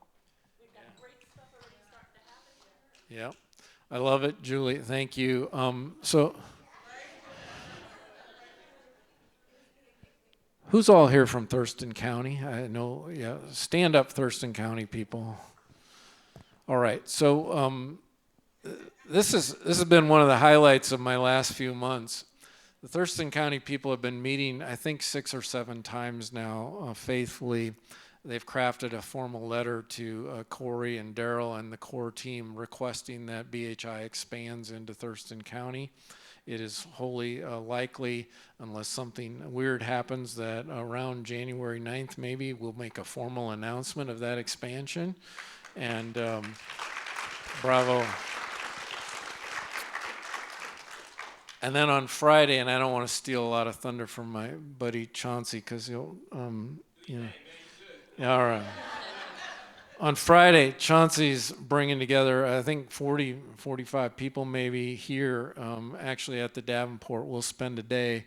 Julie will be there, of course. And we're diving in deep to figure out how can the field order fund, how can the debt reduction fund, how can all of the pieces that we have created actually benefit the entire state and really get down deep here. And our friend, yeah, bravo. So, you know, the targeted universalism piece is really important to bring back up. We know that if we do not focus on the population that's at the greatest level of disparity, we will not serve that population. However, everything that we are creating, whether it be the supply folks, the demand folks, all of those pieces benefit every other population that we're trying to work on. So that's the intentionality, right? And it's not just the geography. And when we started the Black homeownership work that predated BHI, I was very adamant with the group about trying to figure out, is this going to be a Puget Sound thing? Certainly not going to be a King County thing. Is it going to be a state thing? We're hoping that everything that we're doing takes advantage of, and let me be really clear. I live in South King County. I have my own issues with my friends in Seattle because I see the poverty in South King County. We are very focused, Michael Brown and I, on making sure that the resources that we can marshal from all the organizations, Daryl's organization, I'm going to pick on you, Daryl. He's the NeighborWorks America affiliate in the state of Washington. There's one other one, but they don't dabble in the stuff Daryl does. He's got a statewide footprint. Where's his office? It's in Seattle, right? And so we're doing everything that we can to help Daryl. Cheryl's going to help us too, expand Daryl's reach through her advocacy. But we're trying to make sure that we take these resources and we make them available throughout the state. And so, Julie, thanks for the question. Whatever we can do, we're all here for the folks here in Eastern Washington. Daryl, we got empty office space. Hey, we're kind of hunkering down in Yakima. We love Spokane. We can lend statewide. So come on, let's do it. All right. Somebody took that down. What time was it, Cheryl, when he said that? Thank you. All right. This is a question for Corey because one of the things that our organization does is the buyer outreach, and we're looking at new college graduates, folks who've kind of come through the neighborhood, who have graduated from college that we've hired, and we're looking at a cohort model of home ownership. The experience seems to be independent. I go through it by myself, and my losses and my gains are mine or my family's. So I'm just wondering how you think about that as an approach. If a group of people going through the experience together, and what are some of the elements that can be successful? So I think that the answer to that question really lies on what I was talking about with unique homebuyers. And so it really depends on the person's goals. And so I definitely think it would work for the right person, but it's not going to work for everybody, right? And so it's really having that conversation and really what we can do to meet someone's needs to ultimately get them to that finish line of being a homeowner, whatever that looks like in their world. I have a question for both of you on the demand side, since I'm between two brilliant people. You both have experience with the mini grant program, which was started a while ago. I know Gregory's organization has taken some leadership there. Can you talk about the success of the mini grant program, how we actually leverage and increase our power in that way? What I can say is Rainier Beach Action Coalition was a mini grantee, but the way our organization is structured, we don't just do direct service. We got to have system and policy change as an extension of that. And we could not accept the resource without also saying, well, we need a little bit more to organize the other mini grantees together. So I would say that that's one of the approaches, is to look at ourselves as a community of practice, and to let's do one event together at the very least, because we often have pursued this work again on an independent path, on a separate path. So that's something that we're forging between the existing mini grantees. And it's not as easy as you can imagine, because an organization may have their community impact officer as the connection to the mini grantee, and they're running that for the organization. And now we're asking them to carve out 5% of their time to then kind of join other groups to realize this goal. And some have been open. And so we're excited about that, because these are pretty substantial, significant organizations in our community. And we know that when they do it, it's going to create this opportunity for others and influence other people to do it. And I think with the mini grantees, the main thing was, in the African American community, our organizations, we don't just have an endless supply of funds, right? And so it was a big ask to go and say, hey, can you focus your time on helping us spread the word with BHI? And so it was kind of that way to kind of subsidize some of the work that we're asking of the different partners. And so I think it was a great opportunity, and I think it's a shared goal. I mean, this is really a benefit to the community, and so that's really the thought with it. Thank you. Super. All right. We're going to jump into the next segment here on what we call the enabling environment, or a housing ecosystem. And I'm going to walk through these slides fairly quickly, because there's two other people I want to make sure we hear from. Reggie is here with us, and his group called One Drop. I've got a couple slides in here, Reggie, for you. And of course, Chauncey talking about what's going on here with Black Homeownership Spokane. So just a quote I tossed in yesterday. I like this one.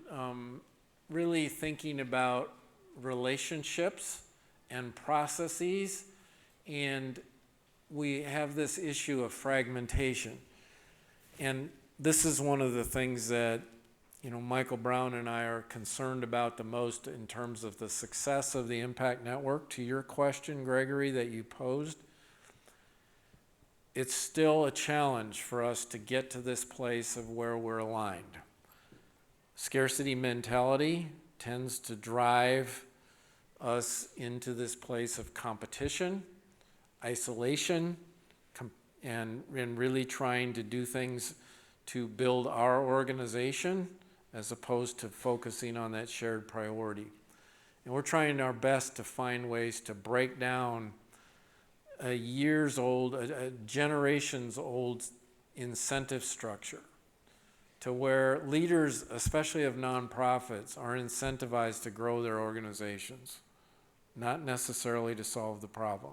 Some of you are not going to like me saying that. But when you think about it, funders and boards, when they talk to the EDs and the CEOs, they care about what? Is our organization growing, right? Do they even have enough data to know whether or not they're coming close to solving the problem? At the end of the year, what do we evaluate? How much activity did we do? But we don't necessarily say, oh crap, the needle has gone in the red. We've lost 16% percentages of black home buyers, and we're still satisfied. So we really have a lot of work to do, and that's why this enabling environment work is really critical. And on Tuesday, what day? We're in a different week. It was Tuesday of last week, right, Reggie? Yeah, we were in Tacoma with our friends of HUD, and we had about 70 people gathered there, bringing together developers of color, lenders, and funders to talk about how we change the development landscape. And this is where, Reggie, if you wouldn't mind, would you hike it on up here and grab a mic? Okay. And yeah. All right, you got me? You want me to do this for you? You got it. Oh my goodness. Yeah, Okay. yeah. The power's all you. All right, I can do this. First, I want to just add on to something that Corey was talking about as far as kind of the challenges for home ownership for first-time buyers. And I think the majority of that has to do with just the mental aspects and believing that it can happen. Think about hearing about this conference and thinking that the conference might be here today. And are you going to drive from Seattle to Spokane for something that might happen? And that's the battle that Corey and the loan officers face, is that, sure, they can say, hey, you can own a home, but until someone believes it, they're not going to take the steps forward to really do it. And that is a huge, huge issue, and probably the biggest reason why home ownership has declined, because they're looking around at their friends and family, and they just don't believe that it can happen for them. So one drop.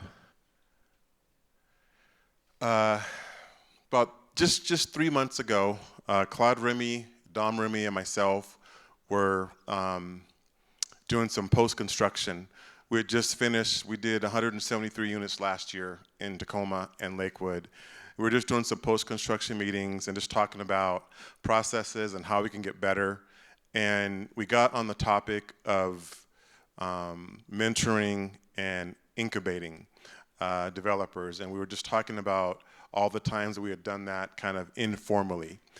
And we decided to try to make it formal. And so we came up with this idea, One Drop, which represents a lot of different things. The ripple effect, also the negative connotations of one drop in the past, if you guys know what I'm referring to. That's all part of our thought and our name so that it stood out.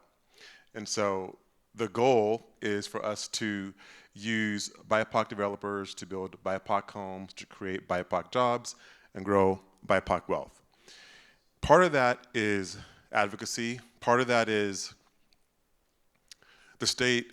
First of all, Washington State is leading the nation in racial equity. We're super excited about all the good things that are happening. There's just this strong push, and there's money behind the push.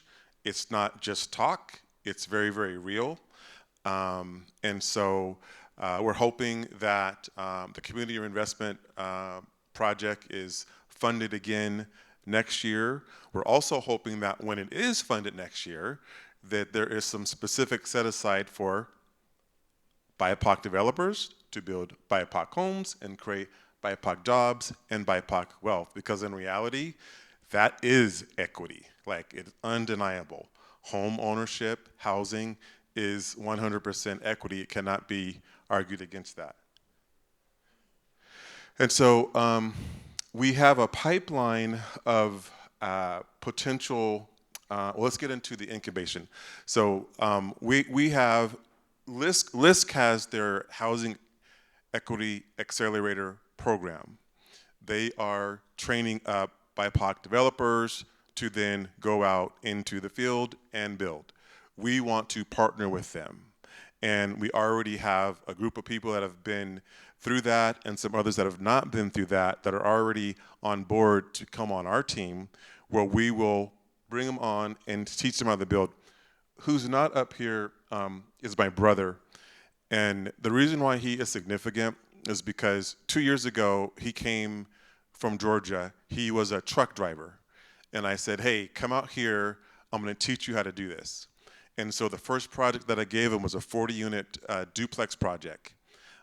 He broke ground on that project at the end of July in 2022, and he completed it in August of 2023. So 40 units in basically 13 months. And he had never built anything before. And that was really one of the big, yeah. That's a project that's owned by Lewis Rudolph Homes, so we got to keep that one. That's been a lifetime coming, so to own a 40-unit project. But it kind of just really became apparent to us that we had great ability to teach and mentor and train, and we're very confident in our ability to get people going. We have Noemi here, who is part of our incubator program. She has a nonprofit that does some crazy stuff without any real support. She's having such a profound impact, and we're going to partner with her to help her grow that impact and build housing, especially for her supportive housing. So this is just a slide of just us being out in the community, meeting with other developers that we did not know existed. I think that's one of the big things, is to just let people know that we actually exist. We have a goal to support 40 to 60 developers and build 2,750 homes, create 7,000 jobs, and create a $1 billion economic activity over the next 5 years. This slide doesn't say that this is not a pipe dream for us. Like I said, we delivered 133 units last year. We currently own enough dirt to build 800 units right now. So we're well on our way, and so just excited to support.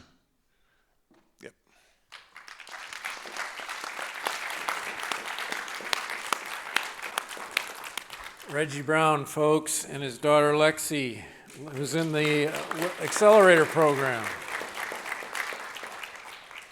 Reggie, we're so proud of you and Lexi for what you're doing. You're leading the way, and BHI is glad to be able to support you in that. So we have a communications and narrative shift project team that focuses on helping build awareness publicly. We published in January the first in the nation state of homeownership in Seattle, Tacoma, and Bellevue. Normally these are done as a national thing, and we went ahead and did this for our area, giving us more robust data. We've had several opportunities for recognition. You'll see Daryl Smith showing up in these pictures. He's a key player in our partnership. Of course, some of our folks really excited to also meet with Secretary Fudge. And then, of course, some awards as well that have been given out acknowledging the work. So how can we together meet the moment? It's about changing the systems. We have this policy and mobilization team, and did Patience make it yet? Her flight might have been late, so she's not here, but Patience Malava of an organization called the Housing Development Consortium, some of you might be familiar with it, is helping drive our policy work. They are focusing on connecting the dots, creating momentum, and setting achieved goals. Of course, the major policy win led and guided by this work was the Covenant's homeownership account and program, and really focusing on these buckets of work: funding, cost reduction, zoning and regulatory reform, and then large-scale acquisition of land and value capture. All of these have to happen at the local, county, city, and state level, and some at the federal level, in order for us to succeed. Anybody in this room not familiar with this? What is the Covenant Homeownership Account and Program? You all know what it is. We're good with that. Of course, a bunch of folks got together and enjoyed the signing ceremony Some of you were probably there. Lisa DeBrock, where are you? There you are. Stand up. Karina, Dietrich, you guys, unbelievable. They rolled this puppy out in July, and look at these numbers. 39 closings confirmed right now. 29 more reserved, all right? You see some of these numbers, and then of course we got Jessica Talton, who, if you have not met Jessica, you got to figure out what's the secret sauce with her. I mean, she's just on fire, making it happen, and we need to clone her and get going. But you can see here where all these reservations are. Of course, again, our friends from Pierce County, you know, the biggest numbers there, King, 2 over here in Spokane. Come on, our friend Chauncey, can you kick it up a bit? You know, so, but things are happening, right? And so, average loan amount, $99,000, the lowest 52, the highest 171. Average age, you see the age there. Average home price, lowest to highest, and the average household size. So one more round of applause for our friends from the commission.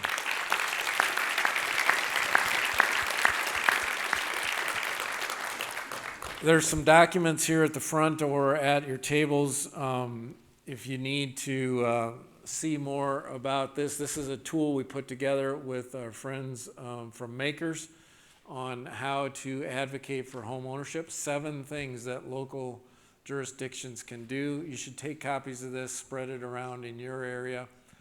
And then I was hoping Patience might make it for this one. You can't read the details in here, but I stuck it in here as a prompt. The investor world, hedge funds, are buying up around the country a tremendous amount of our single family product, right?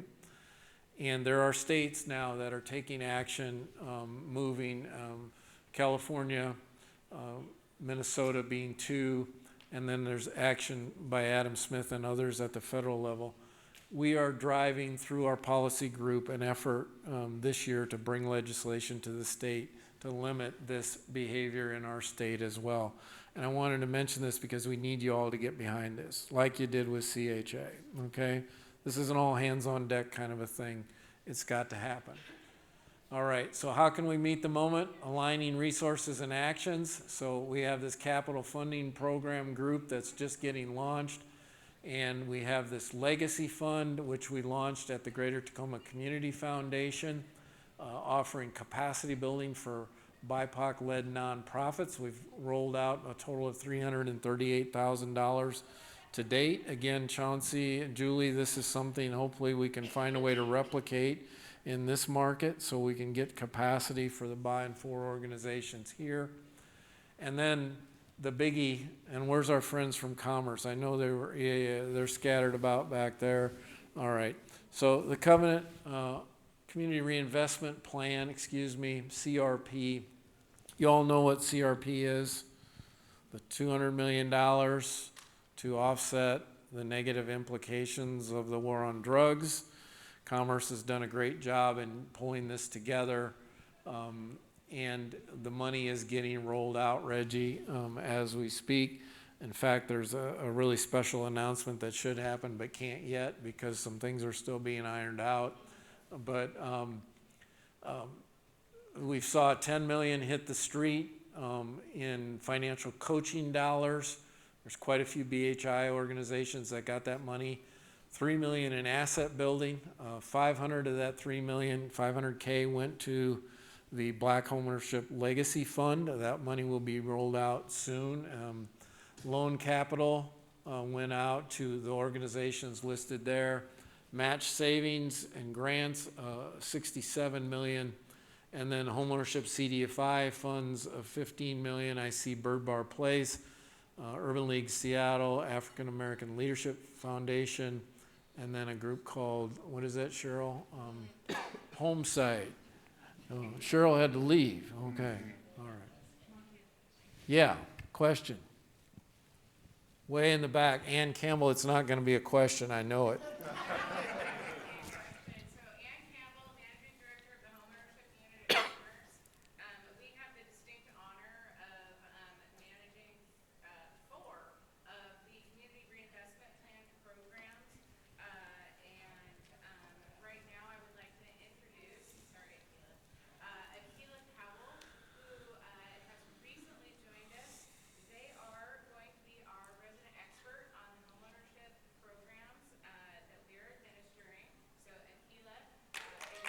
Yeah. Stand up. Come on.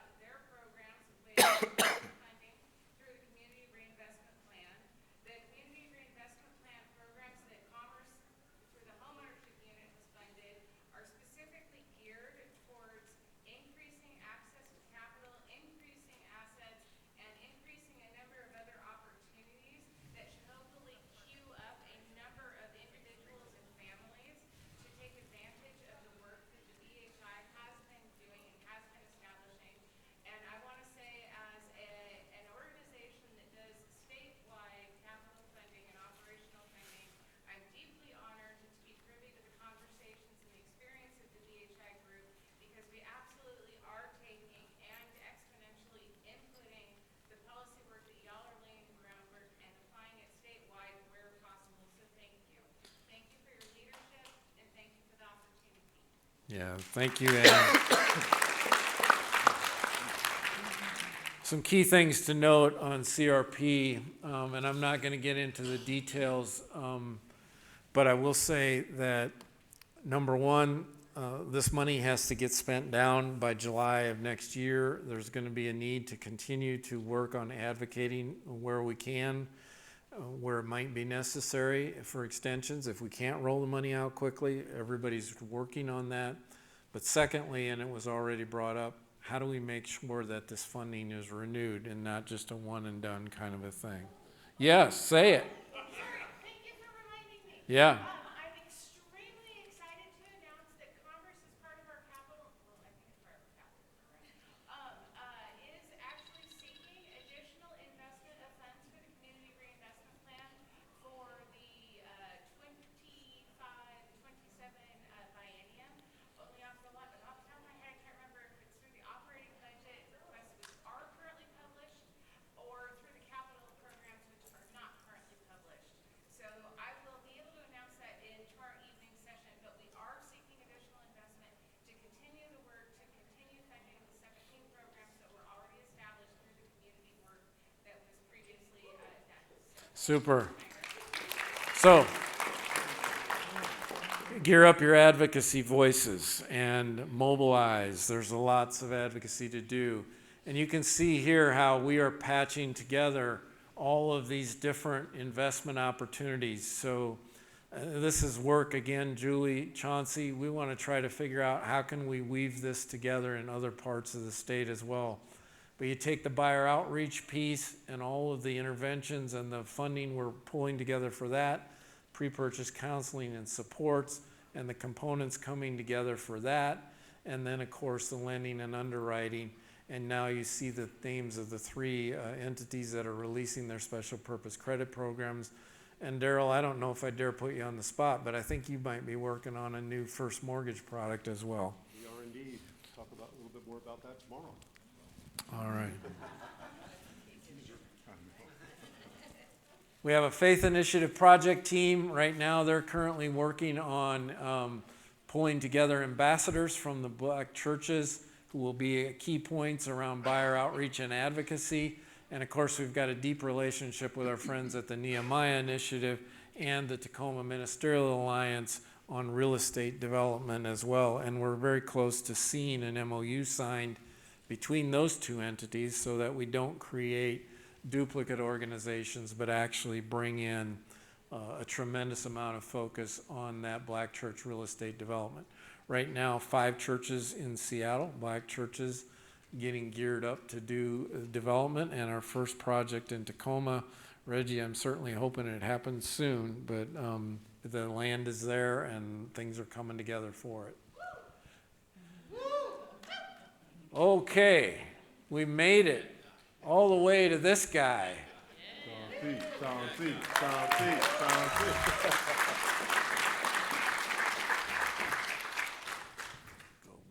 I appreciate you. All right, before I get into anything about what we're doing, I just want you all to please stand up, and then can we get you to stand? Everybody that's involved in BHI, can you just stand up real quick? That's a part of what we're doing, what they're doing.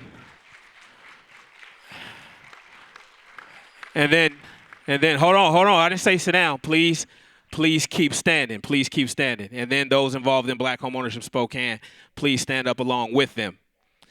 I want you, thank you. For those of you that are around the room, keep standing. I didn't say sit down yet. Y'all been sitting for like 2 hours. Just stand up.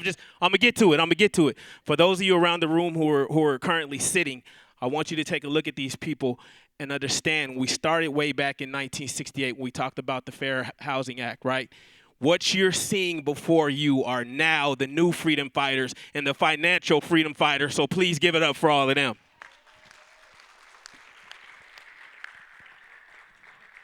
Enough about y'all. Y'all sit down. Enough about y'all. We're going to talk about Black Homeownership Spokane.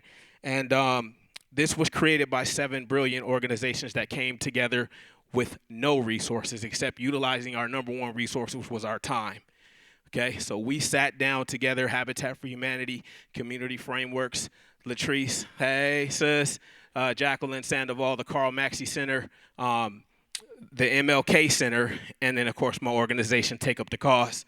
And we sat down and came up with this concept of a cohort, of how we're bringing people together. And first we wanted to do was outreach to the community. But we did that backwards because we invited community partners in that don't quite have our vision, mission, and values in alignment, especially when we're talking to the black community. Big mistake. We learned from that. So the second time we said we're going to be more intentional with our workshop. Created another workshop again. And this time it was for and by. You see what I'm saying? So then we get the people who understand what it means with creative underwriting is going to happen and the goals and the mission to those things, and came together and said, we want to create a space, a cohort for people and not judging them where they're at. We're going to get people in many different areas. Like you said, we don't have people who are right now ready, but too many times they were gone to financial institutions and other places and were told no. And that no became a forever. Right? So I want you guys, everybody in here, close your eyes real quick. And I want you to imagine what your dream home looks like. Some of you are already there. Props to you. We'll holler at me afterwards. But some of us can't quite even envision what that looks like yet. We stop dreaming at a time. You can open your eyes now. A lot of people are working for these housing entities and people who look like us, who go in to do this outreach and tell people to believe in home ownership and it can be achieved, and they're not achieving it themselves. Right? So we know there's people in here in this room in Spokane who work for these organizations, and I say, let's have this talk. How can I expect you to go out and tell the masses that they need to own homes when it's not happening with you? So let's start there. How do I help you with your journey? And again, to start on that journey, so then we can go out and create this cohort, which we created. This is month 10 of our cohort. And I ain't going to sit up here and tell you that all 13 families have achieved home ownership. But we did have a family who achieved home ownership within that cohort. This is a family who was on a 6-year journey. Stand up, Latrice. So you talk about them 2 dots, right? Spokane only got 2 dots on the whole chat, right? Well, that's a person responsible for 50% of them dots and getting somebody across the finish line. So you understand. So we started this with, again, our number one resource, which was our time. And then I went to holler at Empire Health Foundation and said, I need $40,000. $40,000 for those of you who, anyways, I said, I need 40,000 out for this that we're going to do, right? I sent it to them on a Tuesday in the morning. By the afternoon, it was accepted, and they said the check's on the way. Y'all so used to getting money, it's crazy. It's crazy. I need to holler at all of y'all. I know 40,000 ain't nothing, but the fact that we were able to go to that without having to go through this crazy RFP process, which can be a barrier. So here we are 10 months later. Watch how we transform that, right? That $40,000 to be able to show that we had this proof of concept, then led this team of an organization to go after $809,000 in community reinvestment project. I'm a flex. So now we're one of the organizations and one of the only ones on this side of the state that was able to get some of the money. And oh, by the way, we decided let's have the audacity to say we're going to use $500,000 of this grant for debt pay down for people in our community. And so, again, having this cohort that we rolled out without having these resources, and I love the fact that the BHI has all these resources. And Julie, you asked what we can do. Well, this is collaboration over competition, right? When you see them getting up here and not promoting their individual organizations, but the collective good for what we're trying to do to increase and advance Black home ownership, that's what we can do. That collaboration, you understand? There was always this piece of envy, right, when I was looking at what the West Side was doing, and I was intentional with my outreach. So I give props to Marty because, again, I have this saying that if you ain't at the table, you on the menu, right? And for the longest time, the East Side, Spokane, wasn't at the table, but guess what? Guess what? We at the table now, so when I see these gentlemen come into my city for the first time, these are superheroes to me. Like, we getting little claps. I'm saying the stuff that they doing, right? When I see that, I'm clapping loud and initiated every time. This isn't small to me because I know what it takes. You see what I'm saying? So when I see a Daryl finally in person and I'm in his group, and he could have been like, hey, man, I got this thing to do. And instantly, man, we got to connect. How can we do this? This is what we want to bring about to Spokane, and let's get that moving.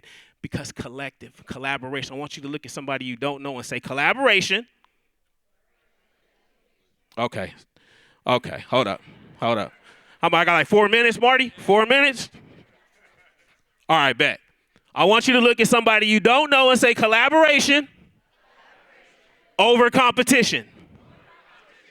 Collaboration over competition. Is there another slide you got to go to? I only had 2 slides, so it wasn't really about the slides for me.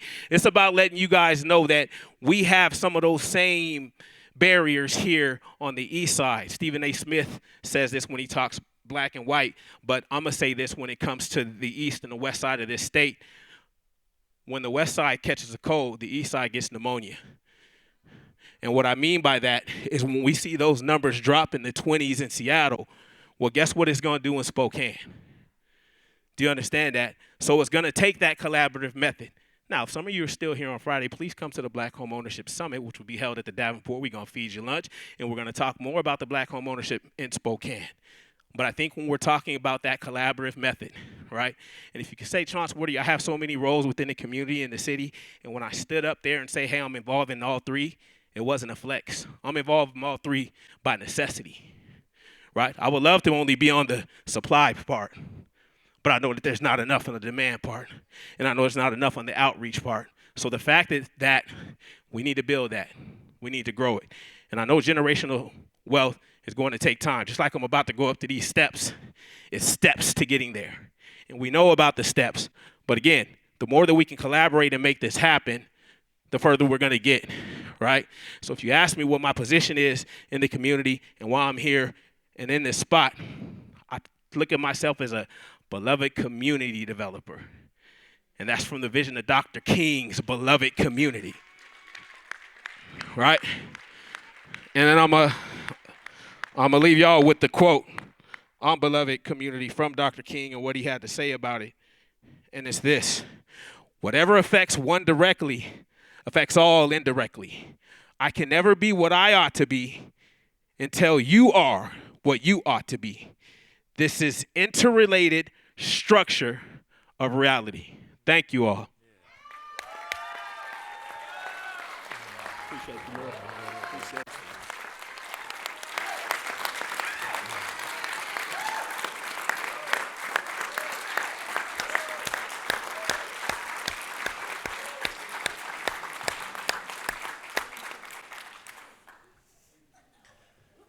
Yeah, well, how do we go from there, right? Way to kick it up, Chauncey. On August the 3rd, my dear friend Musa, where are you? I think you're in here. Yeah, there, all right, yeah. A home site employee, although he serves me well and helps me a lot. My wife keeps telling me, how are you ever going to take care of Musa for all the stuff he does for you? So, but on August the 3rd, Musa and I jumped on a plane, got over here, and Chauncey invited us to meet with some folks the day before, and then we were actually invited and welcomed into the cohort meeting on the 3rd. And it was kind of like a spiritual experience. And I think it takes us really into the heart of what we're trying to do here. And the hard part about these conversations is we need product. In other words, we need homes. But we also need the relationships with people and the reconciliation that's necessary from this work and the tools that have been created. And I hope by now you've gotten some sense of the propitious nature of the moment we're in right now, right? Because the flywheel is starting to turn.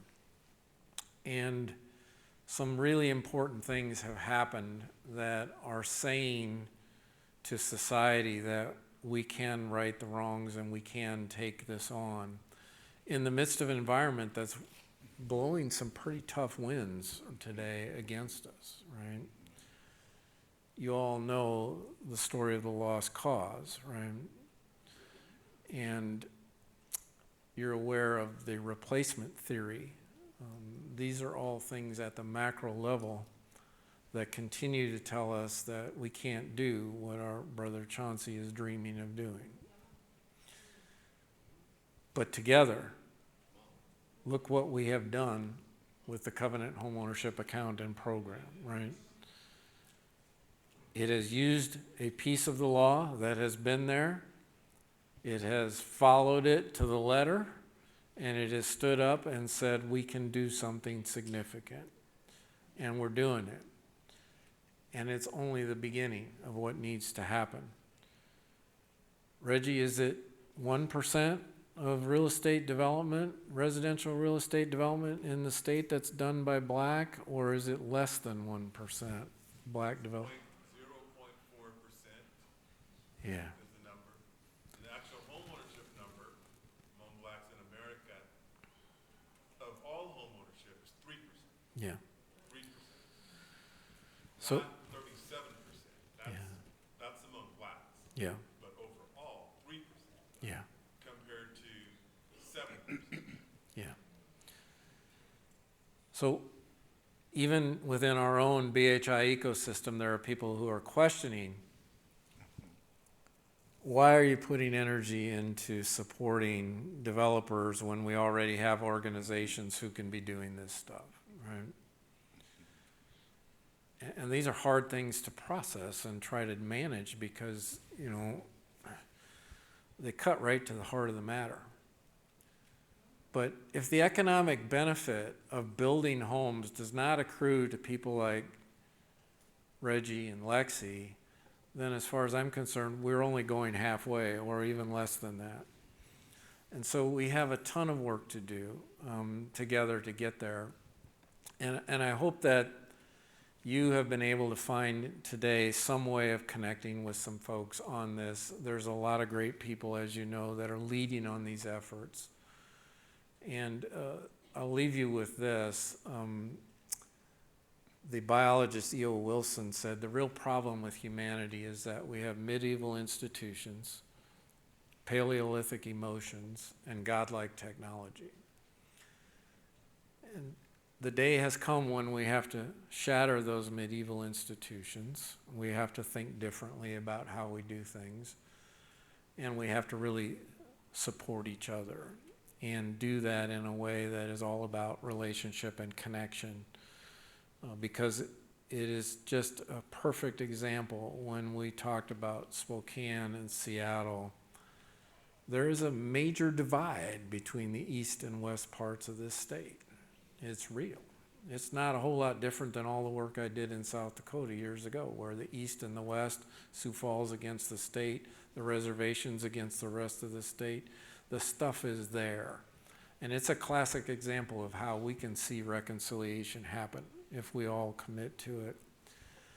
And so spend some time, go to the booth, see Corey. She's committing herself to be here for the 3 days to connect with you all there. If you haven't already got it programmed into your brain, go to the second floor. You have to take a hike up some steps, but it is worth it. For those, any of you who've seen, Karen, I know you've been through it when we had it in Atlanta. It's an amazing experience to go there, and hopefully you'll connect with some folks there as well. And as Chauncey said, if you are here in Spokane on Friday from 8:30 till 3, we're going to be working hard with the likes of Julie and a number of other people in the community here to figure out what we can do to really take Chauncey's dream and put some real gas in the tank and make it happen. So anybody have any other closing things they want to say? I don't want to keep you any longer. It's been a long haul. We can't appreciate you enough. Tonight, before you go to bed, do me one favor. Don't do it now, but look up the words badges and incidents, okay? I want you to figure out when was the first time those 3 words were put together. Badges and incidents. Mark's already done this. He can tell you, but I'd rather you try to do it on your own and see what it tells you. Thank you all so much. A question back here. 8:30, we will be in the Cedar Ballroom at the Davenport Grand. And if you do plan on come, let Chauncey know, please. Yeah, I'll look for you. Personal private invite. Got you. How about a round of applause for our presenters?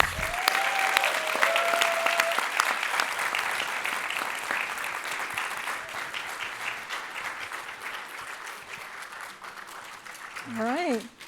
Thank you. How about another round of applause? Woo, for a fine panel.